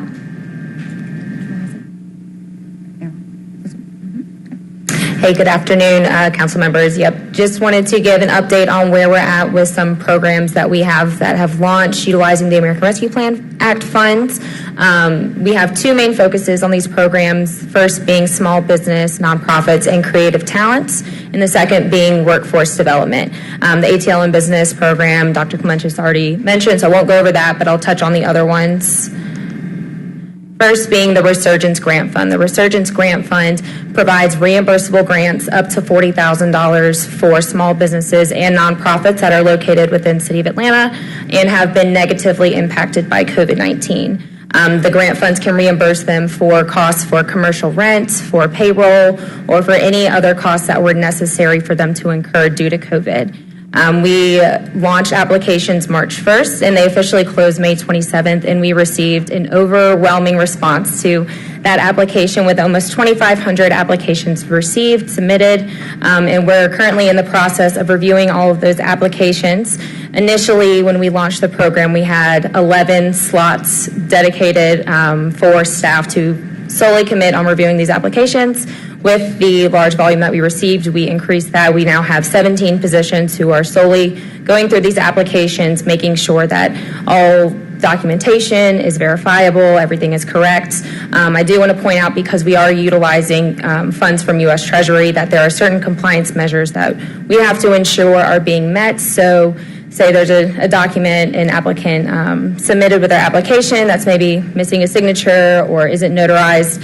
Our processors are working with those applicants directly to ensure that we have all the documentation on hand. So we're just being very diligent in making sure that all applications are fully verifiable and compliant with those. But all that said, I would like to say that we are on target to get through all applications, get through all review, to be able to announce awards next month. So excited about the work that we've done there and looking forward to make those announcements. Oops.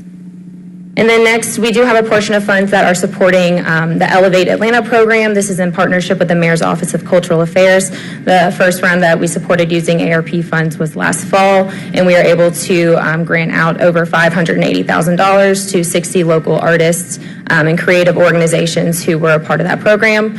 We're launching a second round utilizing ARP funds this fall. The RFP for calling for proposals for artists to participate in the program will be issued this month, and the events will occur in September and October. And then our workforce development programs, two different initiatives here. The first, we are supporting the Department of Public Works Operation Clean Sweep initiative. We're working with First Step Staffing as a staffing agency for that program. We've placed 30 workers in that program since April, and 3 of those workers have been brought on as full-time employees by City of Atlanta since participating in the program. So it's great to see that that working out how we're hoping that it would intend to work out. And then the second program is in partnership with Goodwill of North Georgia, providing job training and wraparound services to our vulnerable population. So unemployed, underemployed, homeless populations. There's paid job training that comes with wraparound services as well. That program's launching this month, actually, so we'll have a better update for you at the next meeting. And with that, I'm going to pass it over to Amy for WorkSource. Thank you, Melody. Good afternoon, everybody. Great to see you all again. Council members, thank you for having me. Amy Lancaster King, Executive Director for WorkSource Atlanta. I feel like I'm good now. I've seen you guys quite a few times. I'm going to give you an update through June 30th. So this program year that just ended, this last year, and I will say today is my 1-year work anniversary. So, woohoo! So really, in the last year, we've been focused on 3 main things: increasing access to our services, implementing administrative and operational changes to improve the operation of the organization overall, and just increasing outcomes overall. On increasing access, there's a few main things that we've really been intentional about, which is building partnerships. We've got solidified partnerships that are already working with Westside Works, Goodwill, and Gateway, and what that looks like is that we're actually going to their facilities, some of them once a week, some of them twice a month, and some of them once a month, to really increase our access to participants. We're also working on finalizing details with MLK Senior Collaborative and libraries to do the same type of thing and really increase our accessibility. We've participated in over 40 events just over in the last few months to really get ourselves out there and again, be accessible. We can't get people enrolled if we're not out there. On the administrative side, we've done a lot of work, and some of it I know you've heard before, but I will say it bears repeating. So the one of the biggest things, we've completed 3 RFPs this last year, and we could not have done that without your help. Getting the legislation finalized is key to getting those contracts in place, and that work started July 1. So thank you for your support in getting those things through. The other piece is we completed our state monitoring, and we cleared out 13 findings from our previous several years of monitorings.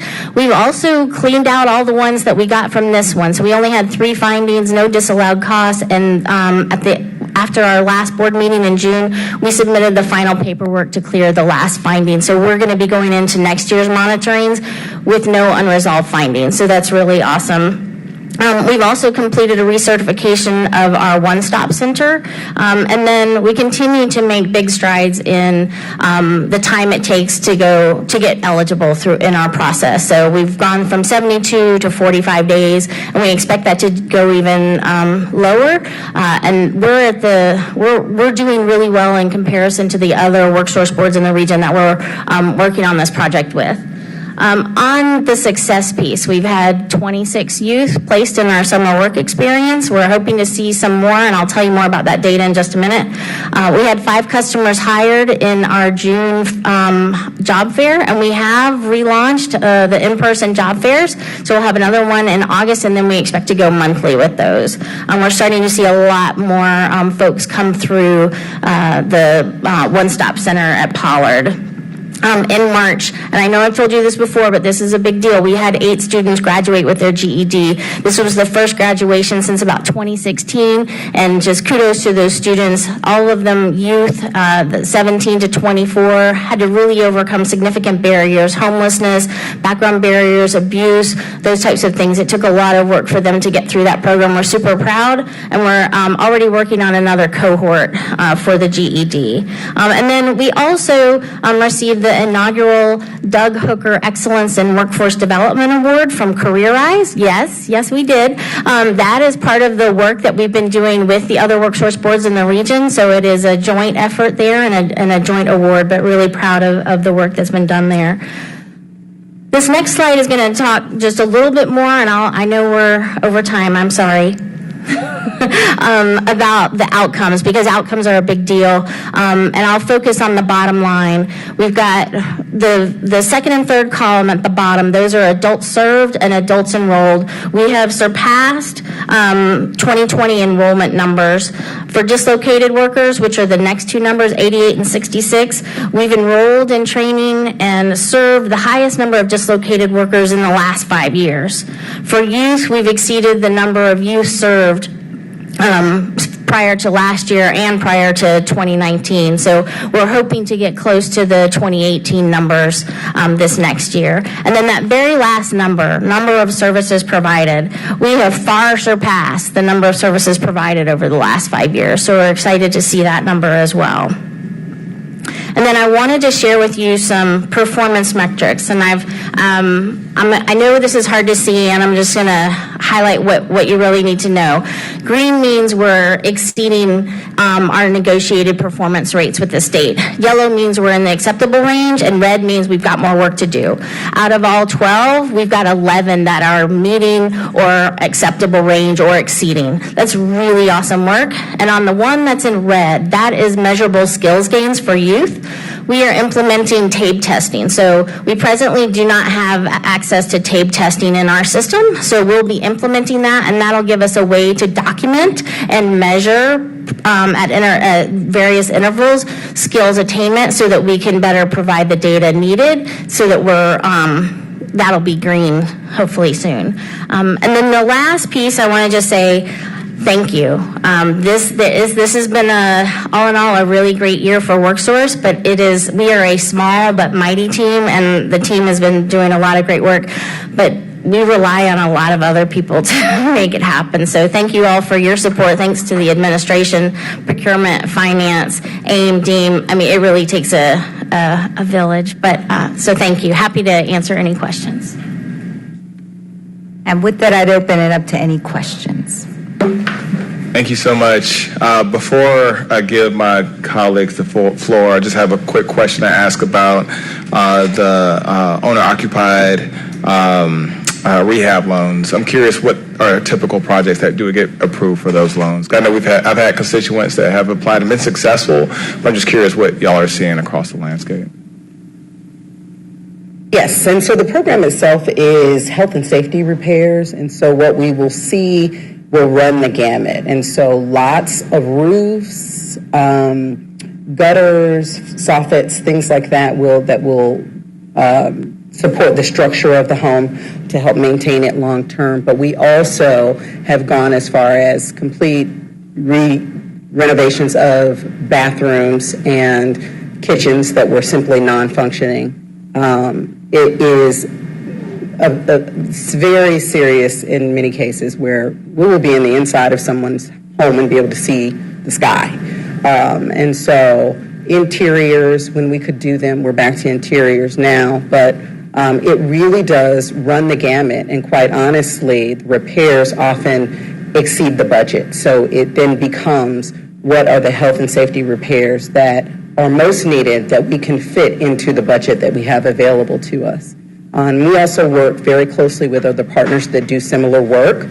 Meals on Wheels also manages a home repair program, and there are times when we can combine funding from both of those on the very extreme cases to ensure that we can, provide the necessary repairs to create health and safety. And what's a typical loan amount?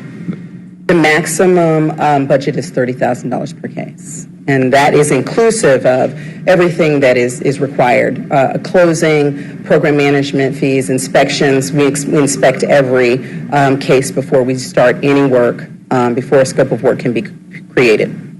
Thank you. Welcome.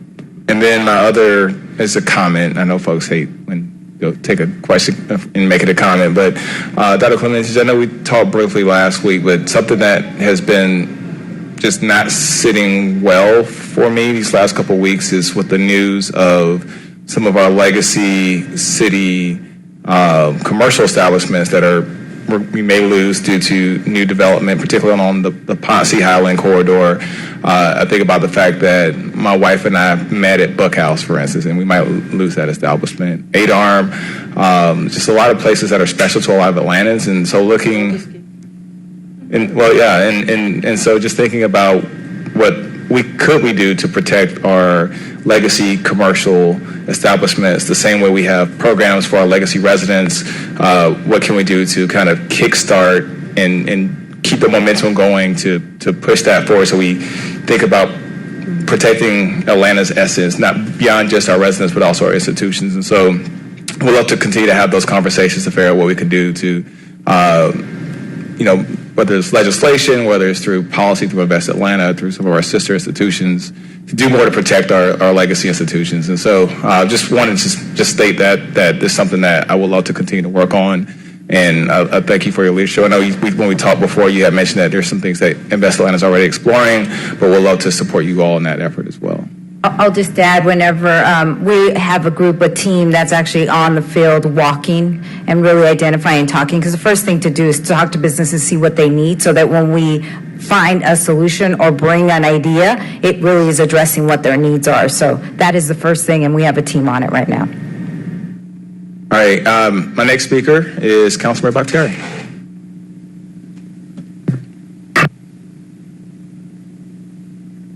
Am I still allowed to say Dr. K in public? Yes. No? See, Vicki, you can just say LB. So, no. So, one, I want to say thank you to for everything Invest does, because y'all go above and beyond in everything I ask. So, thank you. I just had a couple of questions, but also to piggyback on what Councilmember Dozier said with the business piece. I think we all know that the liquidation of Atlanta's culture is something that is a huge issue. And I'm sure that would be, with things like that, preserving a lot of these businesses. I'm personally very sad to see the oldest gay bar in Atlanta go, which will most likely happen with Friends. I want to give them a shout out. But I know this will probably be a partnership between Invest and the Beltline, because obviously while that development is great, with that comes a cost, and the market is a very strong thing to work against. So in any way that I can be of assistance there, please let me know. I will always put in the work. So the other question I had was the pieces where we're saying but this is just a basic question, but where it says businesses are minority owned, can you elaborate on minority? Yes, so we look at ethnicity. It could be women as well. So we consider all that as minority, and then we even break it down further. So we'll know how many are Black, how many are Hispanic, how many are Asian. And then we break it down we also look at veteran-owned and women-owned as well. Good to know. I think one of my concerns always is when we discuss minority-owned is that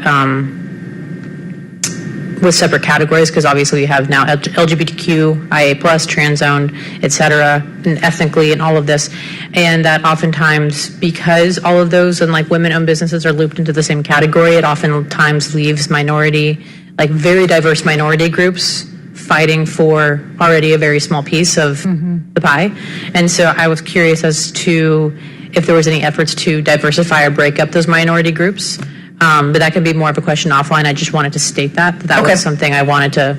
We're exploring that specifically because the Wells Fargo grant has asked us to break it down into that level. So again, it's all self-reporting, but we are asking the question. Yes, I think the minority owned piece is like a much bigger conversation. But yes, I wanted to ask about that to see if there was anything we could do differently at a city level.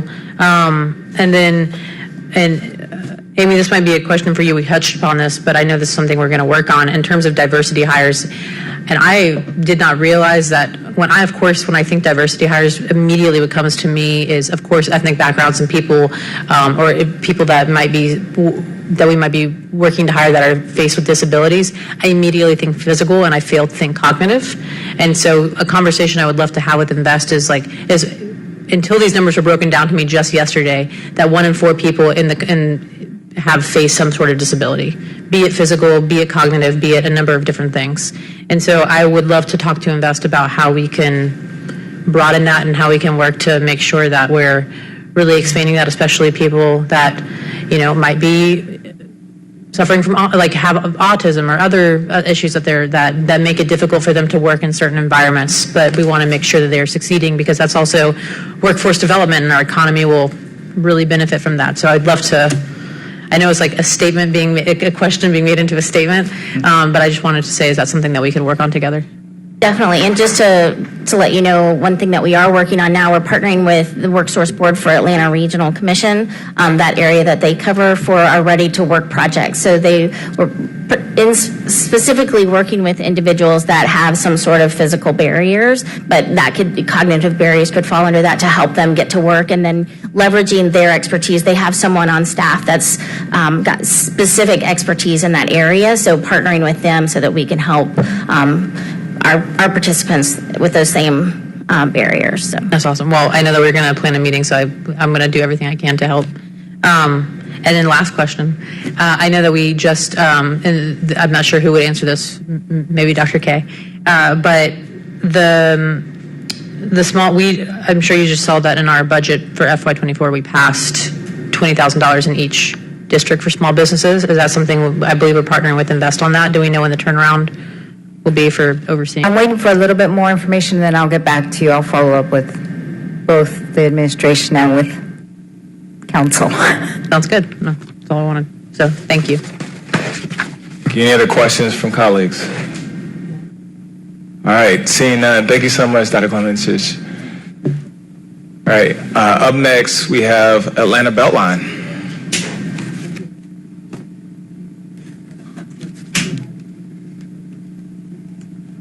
Good afternoon, members of City Council. My name is Clyde Higgs, and I am the president and CEO for Atlanta Beltline, Inc. But I also want to acknowledge my teammates that are here in the audience as well. We have Jill Johnson, who is our head of government affairs for the Beltline. Say, wave, Jill. And then we also have our newest teammate, Megan Gibbons. And so Megan is our new head of communications for the Beltline. And wave your hand, Megan.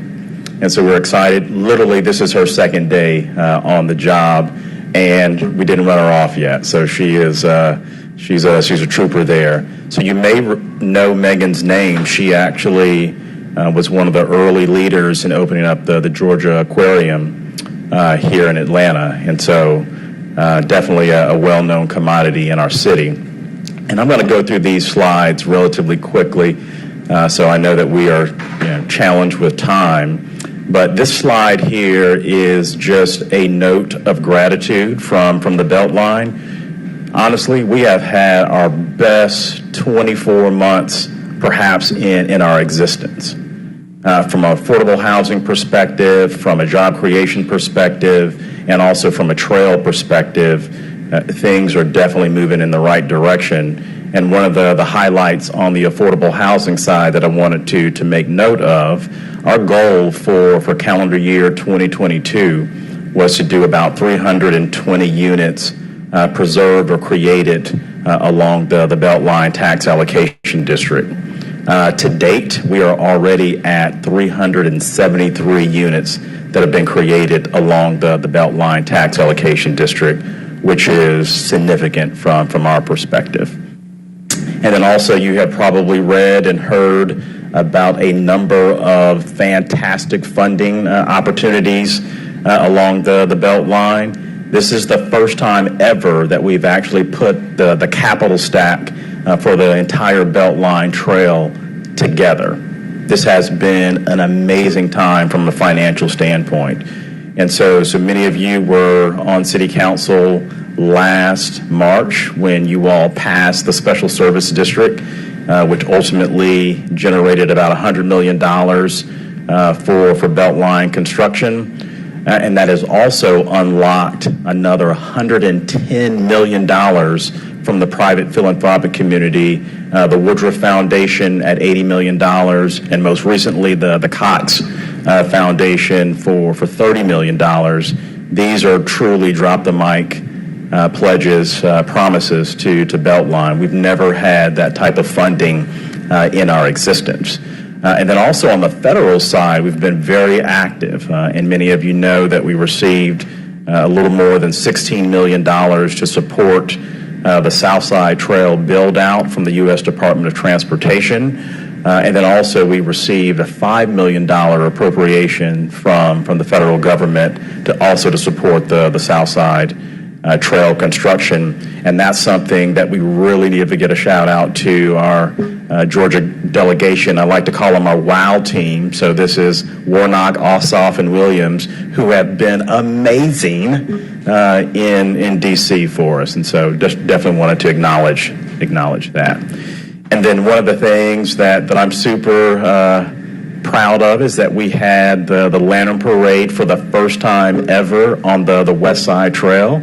And so Councilmember Dozier, you were there with me. We had a festive time, and our estimates were about 18,000 people or so showing up for the Lantern Parade. We were hopeful if we would have got 6,000 or 7,000, but to get closer to 20 just exceeded our expectations. And now we're in the throes of evaluating if we'll do Lantern Parade again on the west side. But it was a fantastic time. And then really quick on the affordable housing side, I mentioned that we have already surpassed our annual housing goal. We expect perhaps by the end of this year that we will beat that number by 40%. We expect to be at just under 500 units created or preserved in the Beltline tax allocation district. And that is truly because of partners, Atlanta Housing, Invest Atlanta, IZ, that is all working to drive us to that number of 5,600 units of affordable housing created by the end of 2030. And this is just a scorecard of where we're at today. So we're roughly at about 3,100 affordable units created in the tax allocation district. And then there's also been close to 1,700 additional units that have been created, not in the Beltline TAD, but just generally close to the Beltline. So we track those numbers as well. And this is just the scorecard that I made reference to. We definitely think we'll be able to meet or exceed that 5,600 unit goal by the end of 2030.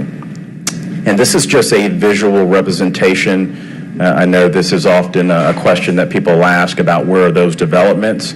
Most of the Beltline developments are on the Southside Trail portion of the Beltline. And also, the slide doesn't really show this, but we have acquired or tripled our land holdings for permanent and long-term affordability for the Beltline. So we went from roughly 22 acres that we controlled to roughly about 67 acres over the last year and a half. And so that is a significant part of our strategy, because we all know if you control the dirt, if you control the land, then you can exact deeper and longer term affordability. So acquiring sites is definitely a part of our strategy. And I want to invite everyone out that's listening tomorrow at 3 p.m. We are having a ribbon cutting for the first ever Beltline Marketplace. And this is essentially our business incubator program along the Beltline. I think oftentimes we have conversations about residential affordability, but commercial affordability needs to be a topic of conversation. And so this is the Beltline's way of really addressing a commercial affordability challenge within the city of Atlanta, and specifically along the Beltline. So we will announce 6 businesses that will operate in these containers on the East Side Trail and also on the West Side Trail. And so very excited about this. So if you're able, come out tomorrow at 3 under Freedom Park Bridge. A lot of activity on the Northeast as well. So we have, put a fence up, and we're in the throes of constructing the Northeast Trail. That's roughly going to be 1.25 miles that we are in the throes of constructing. And also, kind of the drop the mic moment here is that we submitted, in partnership with the city, a $70 million application to USDOT, the Mega Grant Program.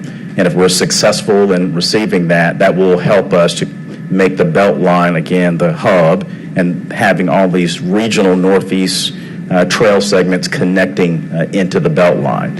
So if we're successful in getting that, that will be another game-changing moment for the city of Atlanta. And then lastly, I'm sure you have heard a lot of chatter about the Northwest Trail. And so this is roughly about a 4.5-mile stretch of Beltline. And this is perhaps going to be the most challenging segment of the Beltline, like ever. So this is challenging because we don't have an existing rail bed to pull up. So we're going to have to go through neighborhoods, use existing streets. And so we're fortunate that we have selected most of the priority alignments for the northwest segment. We're going to go back to the community in another 30 to 45 days to talk about that final stretch. That is probably the topic of most chatter with regards to the northwest segment. And so that is me trying to get us back on time, but I'm happy to answer any specific questions that you might have. Thank you so much, Clyde, and I really appreciate the speed in which you shared the update for Atlanta Beltline. A couple of questions for you real quick. The first is I know I've gotten a lot of asks from my constituents in the Westview community around some challenges that ABI has been facing with getting permits from GDOT to allow for right-of-way access for some entryways. Can you talk to where things are with that? Would love to share any sort of updates with the community. Yeah, thanks for that question. And we had a really productive meeting with GDOT on last week. Actually, Commissioner McMurray was in that meeting, and they have committed to us that they are going to get that permit advanced in the next 2 weeks or so. And then once that happens, that gets us closer to being able to let or procure for that project. So we've made substantial progress there. So perhaps late this fall we'll have a procurement ready for that project. Thank you for that update. Just going back to the conversation around that I shared with Dr. Clementich around what can we do as a city to preserve legacy institutions, commercial space, businesses, so forth and so on. I know beyond the ribbon cutting that's tomorrow, I know the Beltline has had some programs available, whether it's subsidized rents and things like that. Can you talk through some of those programs? Because I would love to work with my colleagues to figure out how we can maybe even expand those programs. Absolutely. And so again, going back to the Beltline Marketplace program, that's something that if it's successful, we hope to populate those same containers around the entire Beltline. So again, creating an affordable option around the whole 22-mile loop. And so we got to find the funding. Candida Fund provided $750,000 to support that program, and so that is huge, and we definitely need to recognize the Candida Fund for that. We've also received about $750,000 from the U.S. Department of Commerce, EDA, to specifically to support small businesses along the Beltline. And so you may remember one of our promises during the SSD, the special service debate, that we are going to give significant focus to existing small businesses along the Beltline. And so we have, by an order of magnitude, increased our support for small businesses and their needs along the Beltline. So that is something that we're very sensitive to. And then also, just working with what I describe as a lot of the friendly developers along the Beltline who are very open to this conversation about commercial affordability. So even if they're building a new structure, our pitch to them is essentially, why don't you dedicate a specific segment of your facility to nascent businesses or existing businesses and give them a very attractive rent rate versus what you would charge from a market perspective. And those conversations are going really, really well so far. Thank you. My last thing is, I'm going to end on a comment, and just to say that I truly and really appreciate your intentional efforts to program the West Side Trail, to have events, to have the Lantern Parade. Bringing that to Southwest Atlanta was phenomenal. I had a blast. A lot of my neighbors had a blast, and I know I said this to you at one of our previous board meetings, but I would love to continue to advocate for future Lantern Parades to be on the Southwest Side, because it was just such a phenomenal draw, and to bring so much of Atlanta to our side of town was just very special, and I want to see more of that. I agree. On that note, our next speaker, Councilmember Bond. Thank you, Mr. Chair. Again, thank you for your presentation. But I don't have a question about your presentation. I think it was very good.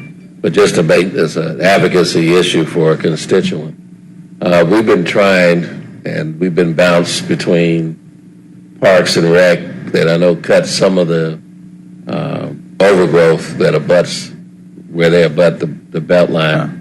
They advocate for a citizen, a Miss Pinky Rutledge, over on Napoleon Avenue. And I can't recall who in your organization my office spoke with, but she's at the end of the cul-de-sac on Napoleon off of Westview Drive, and it abuts the Beltline. And so it is exceedingly overgrown into her property. So if someone can look into that and absolutely help this senior citizen. And what's her name again? Just so her name is Pinky Rutledge. She's a distinguished retired city employee from the clerk's office. Okay. And a large portion of her backyard is it abuts that section of the Beltline, and it is tremendously overgrown. And of course, she's a senior citizen and concerned about it. We've been trying to determine who is responsible, and so it can be cut back. But if you could, I will forward you her information. If you could look into it, I would appreciate it. Please do. Consider that, Beltline, we don't do the maintenance on the Beltline, but we're connected, obviously, to the organizations that are responsible for that. So just shoot it over to us, and we'll make sure that happens. Great. All right. Thank you. Bruce. Thank you, Councilmember Bond. Next, we have Councilmember Bakhtiari. Hey, Clyde. I've had no shortage of questions today. I'll try to be quick. All right. Just piggybacking on what Councilmember Dozier said with the local business piece, that was really great to hear. I was wondering, this was actually brought up to me by some constituents recently.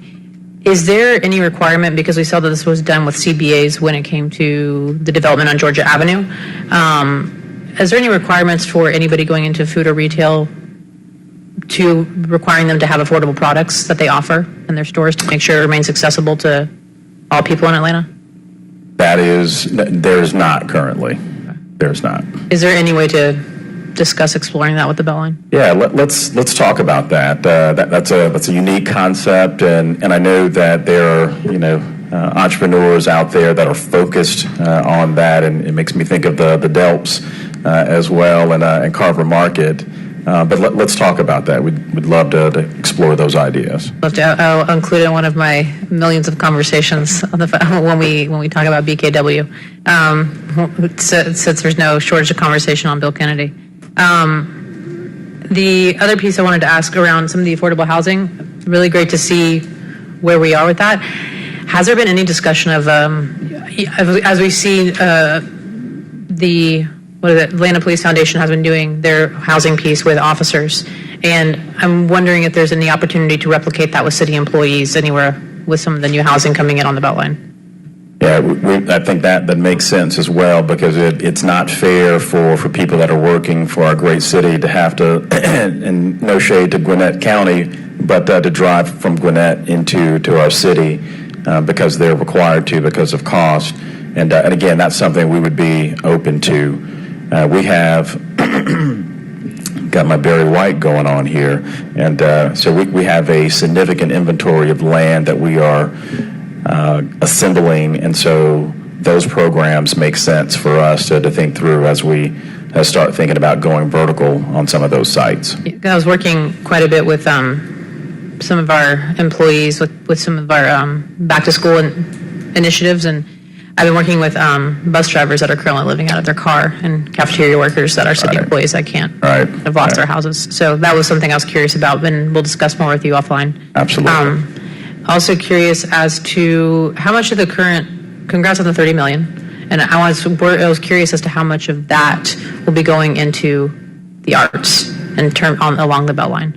Yeah, so the funding from the COTS Foundation in Woodruff is specifically for trail construction, and so it is specifically tailored to that. And but we obviously are a big arts fan for Beltline, and the goal is to see some increases from an art perspective. I was curious as if arts could be folded into the construction of the Beltline. We are creative that way, and but that is how the funders have really hey, this goes to specific construction. But to your point, I think there are ways to kind of weave that in. I always advocate for more art. Yes, so. We all do. All do. And final question, I promise. Yes, no, it's all good.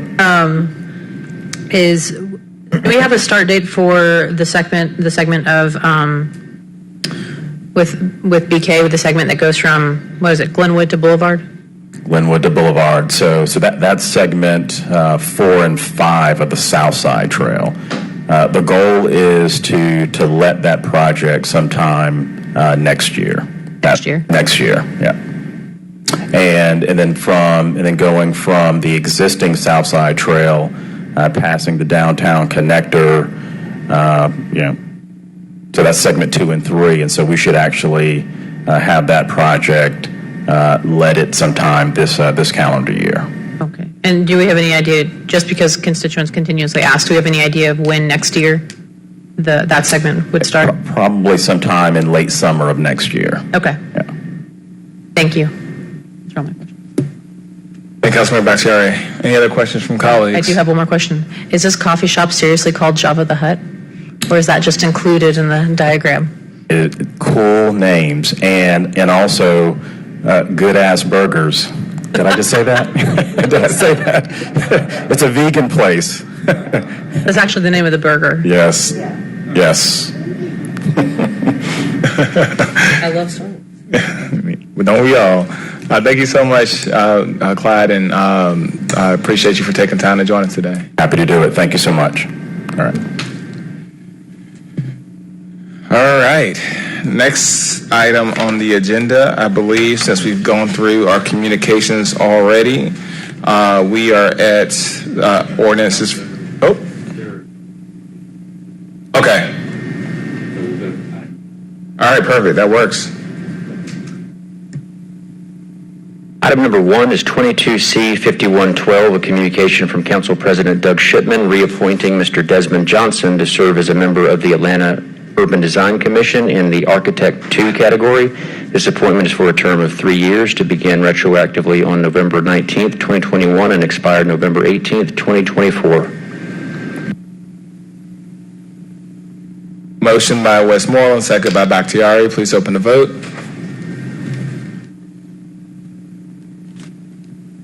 is open.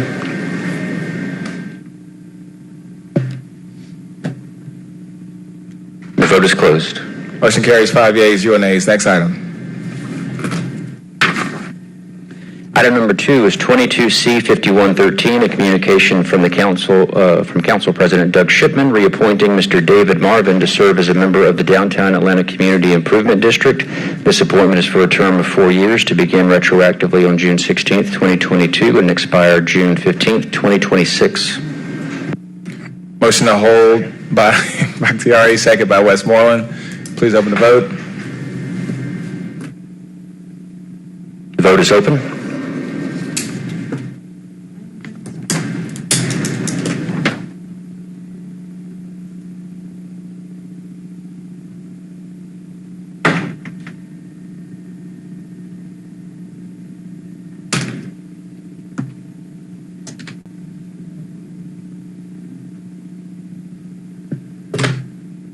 And the motion to hold carries 5 yeas, 0 nays. Next item.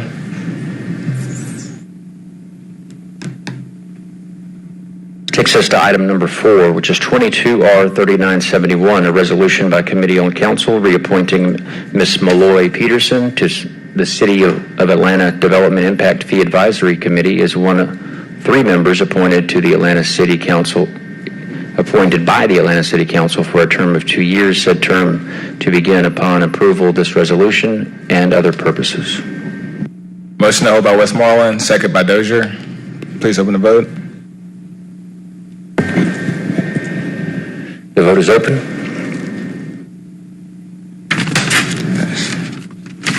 The vote is closed. Motion to hold carries 5 yeas, 0 nays. I believe that's the last communication. All right, now we're done with communications. Next item is ordinances for first reading. Please read the first caption. Item number 7 is 22O1571, an ordinance by Community Development Human Services Committee amending the FY 2022 budget by adding to anticipations and appropriations in the amount of $8,126.00, increasing the budget amount authorized by the U.S. Department of Housing and Urban Development for the City of Atlanta, Section 8, Moderate Rehabilitation Program for the Santa Fe Villas Housing Complex and for other purposes. Item number 8 is 22O1572, an ordinance by Community Development Human Services Committee amending the FY 2022 budget by adding to anticipations and appropriations in the amount of $199,503.00, increasing the budget amount authorized by the U.S. Department of Housing and Urban Development for the City of Atlanta's Section 8 Moderate Rehabilitation Program for the Washington Street Apartments and for other purposes. Item number 9 is 22O1573, an ordinance by Community Development Human Services Committee amending the FY 2022 budget by adding to anticipations and appropriations in the amount of $345,447.00, increasing the budget amount authorized by the U.S. Department of Housing and Urban Development for the City of Atlanta's Section 8 Moderate Rehabilitation Program for the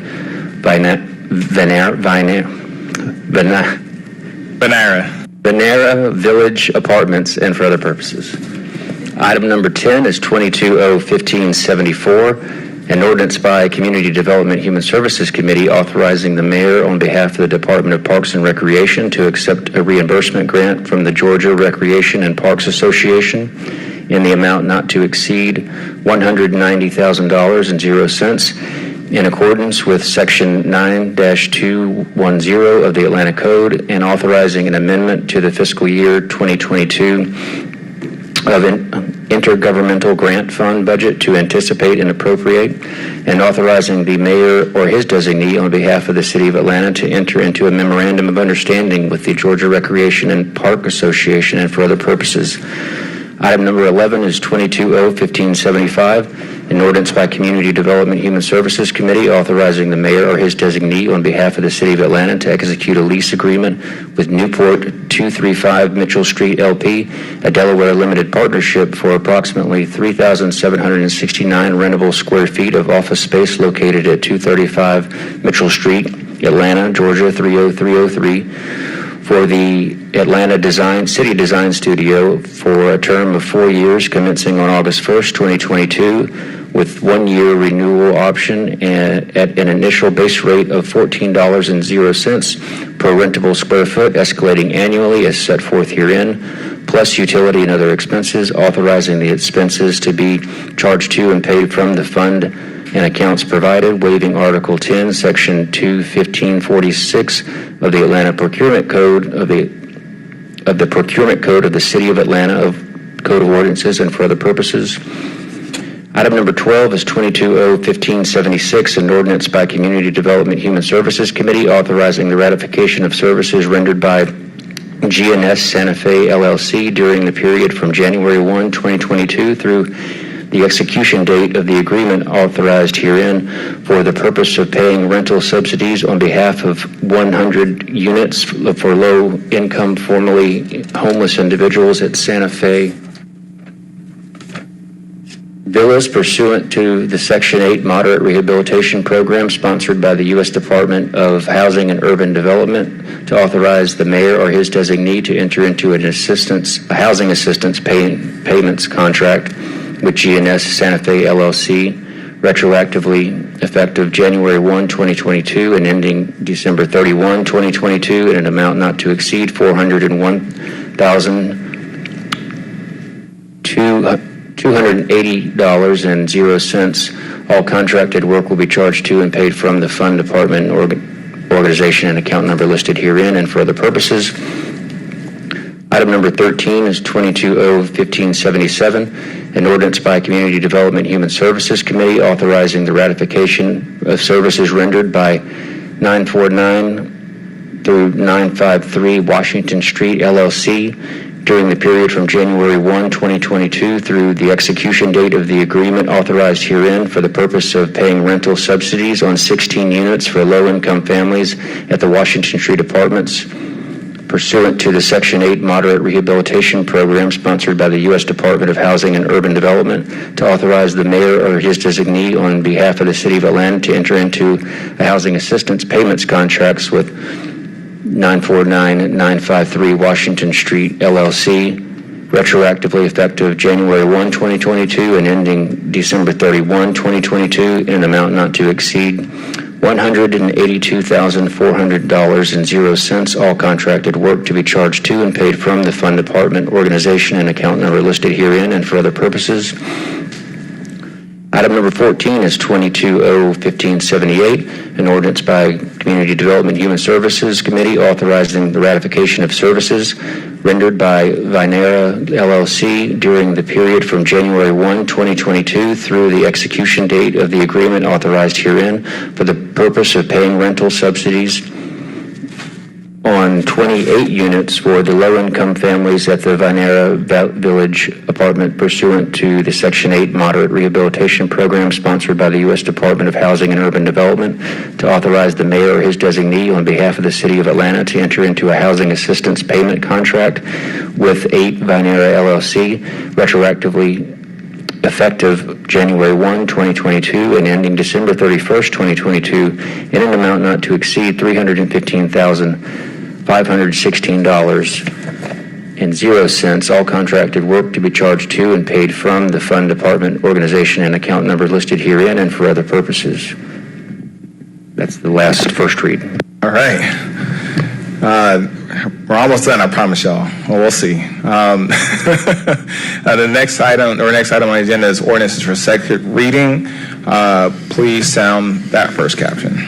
Item number 15 is 22-0-1147, CDP 22001, an ordinance by Community Development Human Services Committee to amend the land use element of the 2021 Atlanta Comprehensive Development Plan so as to redesignate property located at 4336 Cascade Road Southwest from the single-family residential land use designation to the medium-density residential land use designation and for other purposes.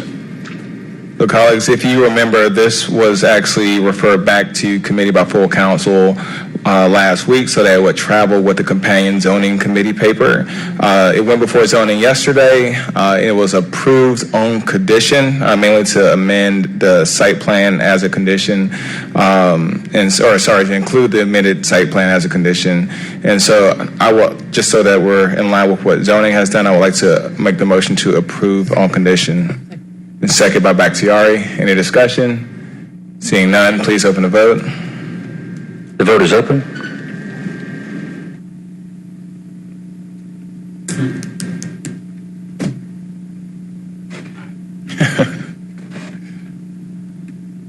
The vote is closed. It'll be 5 yeas, 0 nays.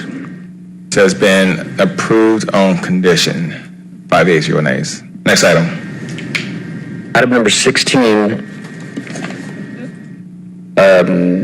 is 22-0-1536, an ordinance by Councilmember Jason Dozier authorizing the mayor or his designee to enter into service agreements with the subrecipients for an amount not to exceed $23,112,720.00 included in the 2022 annual action budget plan budget of the 2020-2024 consolidated plan for the purpose of funding the 2022 Community Development Block Grant Program, 2022 Emergency Solutions Grant Program, 2022 Home Investment Partnership Program, and the 2022 Housing Opportunities for Persons with AIDS Program for the purpose of executing various contractual agreements for the project that are designed to assign to the Department of Grants and Community Development and for various other departments.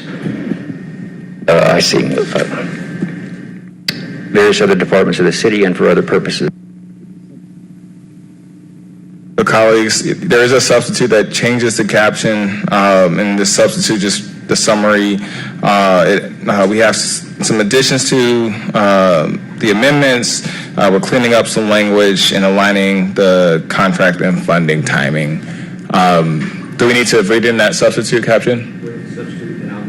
Okay, I'll go ahead and move to bring forward the substitute. Second by Westmoreland. Please open the vote. The vote is open.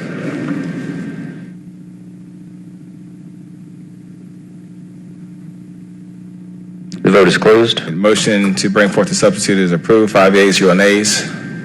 The changed caption reads, an ordinance by Councilmember Jason Dozier as substituted by the Community Development Human Services Committee authorizing the mayor or his designee on behalf of the Department of Grants and Community Development and other city departments to enter into contractual agreements with various grant subrecipients included in the 2022 annual action plan in accordance with the 2020 through 2024 consolidated plan to fund projects under the 2022 Community Development Block Grant Program, 2022 Emergency Solutions Grant Program, 2022 Home Investment Partnership Program, and the 2022 Housing Opportunities for Persons with AIDS Program in a total amount not to exceed $23,112,720.00. All contracted work will be charged to and paid from the funds listed herein and for other purposes. All right, colleagues, so this will need to go before full council for a public hearing, it's my understanding. And so I would like to motion to forward without recommendation so that it can happen. Second by Bakhtiari.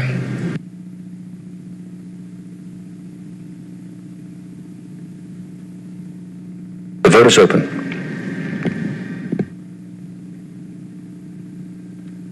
The vote is closed. All right, the motion to substitute with no recommendations is favorable, or forwarded with no recommendations, favorable 5 yeas, 0 nays. All right, next item. Item number 17 is 22-0-1546, an ordinance by Councilmember Jason Winston authorizing the City of Atlanta to donate American Rescue Plan Act funds to the Community Foundation of Greater Atlanta pursuant to Section 6-306 of the City of Atlanta's Charter in a total amount not to exceed $7,600,000.00 in order to support the Community Foundation's actions to facilitate the relocation of the residents of Forest Cove, authorizing the mayor or his designee to enter into any necessary amendments to the current memorandum of understanding with the Community Foundation in order to implement this additional donation in accordance with the American Rescue Plan Act requirements, to authorize the chief financial officer or his designee to make all payments from the accounts listed herein and for other purposes. There's an amendment in your packet. Colleagues, before we move forward with discussion, as was stated, there's an amendment that adds some account strings, and so I'll actually go ahead and make the motion to amend. Second by Bakhtiari. Please open the vote. Vote is open.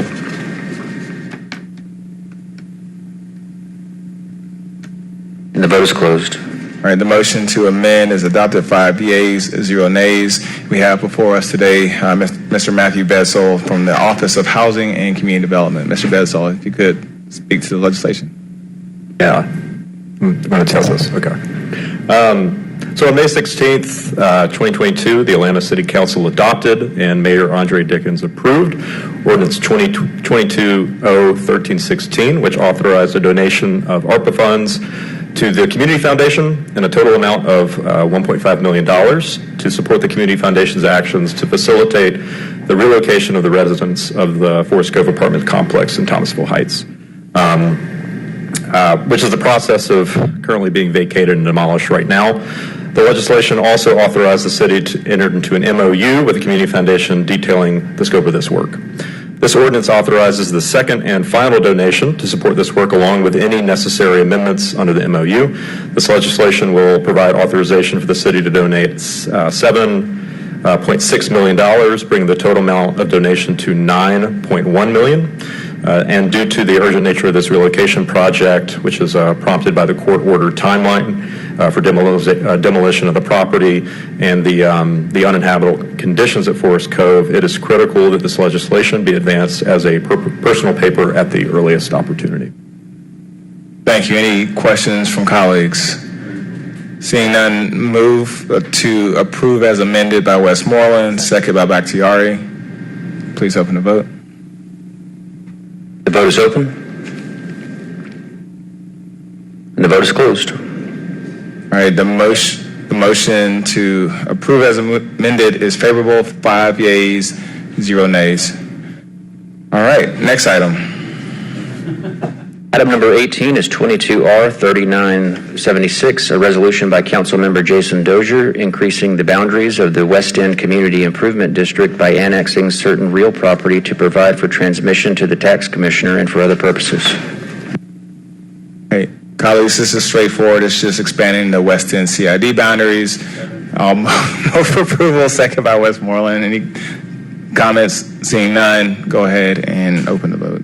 The vote is open.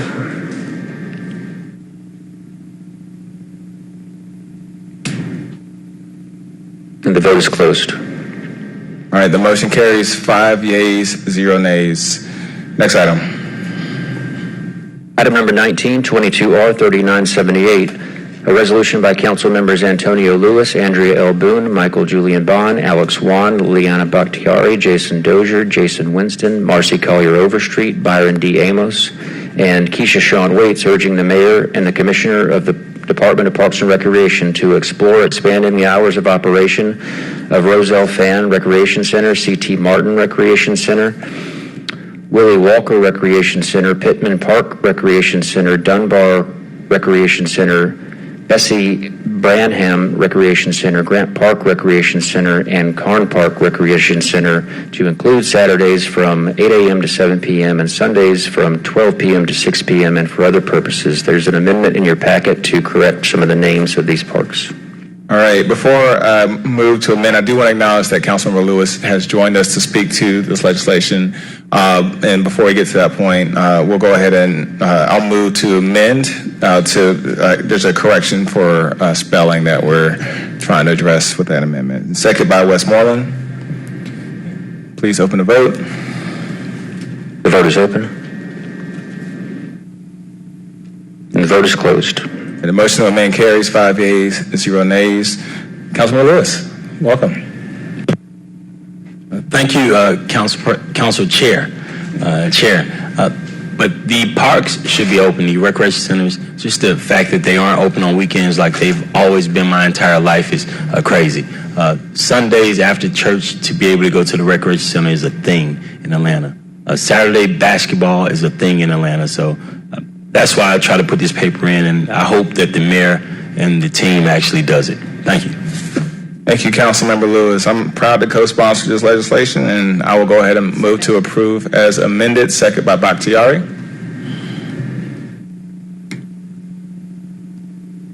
Vote is open.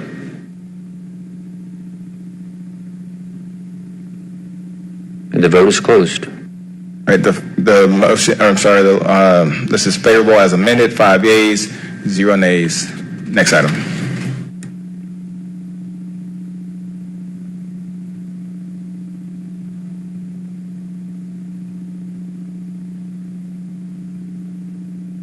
This item is 22R3981. There is a substitute in your packet that changes the caption. Would you like to bring forward the substitute? Please bring forward the substitute. Second by Bakhtiari. The vote is open.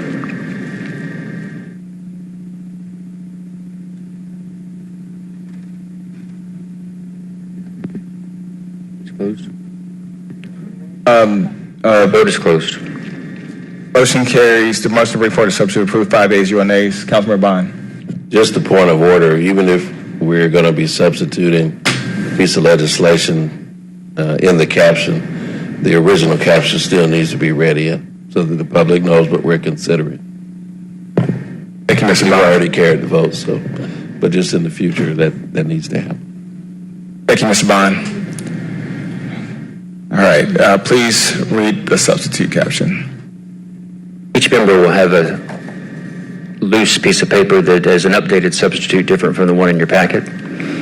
A resolution by Councilmember Liliana Bakhtiari is substituted by the Community Development Human Services Committee, a resolution authorizing the City of Atlanta to donate a total amount not to exceed $300,000.00 to National Network of Abortion Funds pursuant to Section 6-306 of the City of Atlanta's charter to support the reproductive health care services provided by NNAF, authorizing the mayor or his designee to enter into any necessary agreements to effectuate the donation, and authorize the chief financial officer or his designee to make all payments from the accounts listed herein and for other purposes.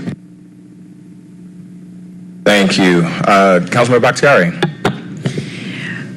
Yes, this is one of many steps that we need to take to ensure that we are protecting people in our city and their right to bodily autonomy. So I hope this also I hope my colleagues join me in supporting this, and I also hope this, Atlanta taking the lead on this also sets the bar for other partners to join us in doing this work. So I move to approve.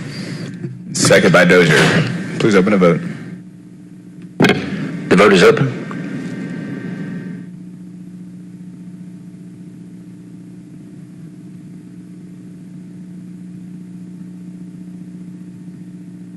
And the vote is closed. All right, the motion is favorable on substitute, 5 yeas, 0 nays. I believe that's our last item. That is, the dual referred item is still in public safety. All right, so with that, we'll move to general remarks or announcements. Councilmember Bond. Thank you, Mr. Chair. This week's Hello Fresh Grab and Go will be at the C.T. Martin Recreation Center in Natatorium. We will begin at 3 p.m. The address is 3201 Martin Luther King Jr. Drive, near the intersection of MLK and 285. We are partnering with Second Helpings Atlanta and Hello Fresh. We distribute about 8,000 meals a week. And since Atlanta is now the number 2 city in the country for inflation, that does include groceries.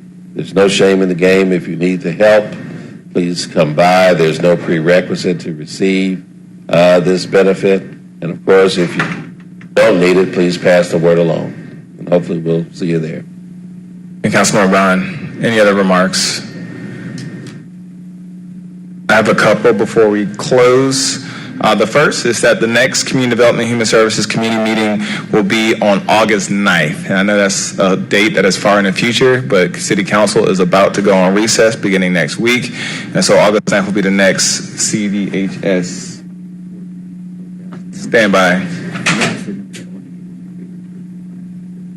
Okay, perfect. We're on recess from July 18th through July 29th. So hope to see you at our next Community Development and Human Services Committee on August 9th.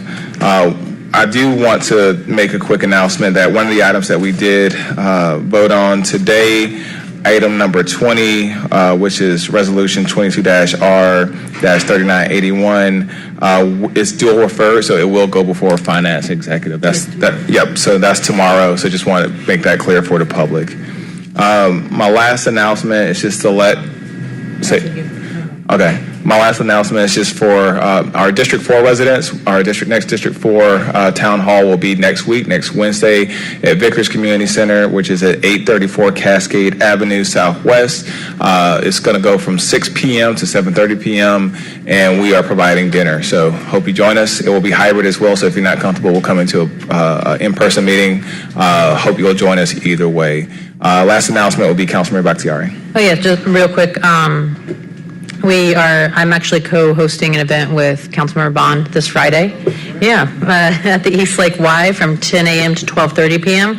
It's going to be a senior safety event with the Solicitor's Office, and included will be Zone 6, APD, Fire, and Municipal Court. We'll also provide resources and info at the event, and we will be providing breakfast and lunch. So if you are a senior that is interested in that, please attend. Thank y'all. Any other remarks or announcements? All right, folks didn't believe we'd be under 3 hours, but here we are, adjourned.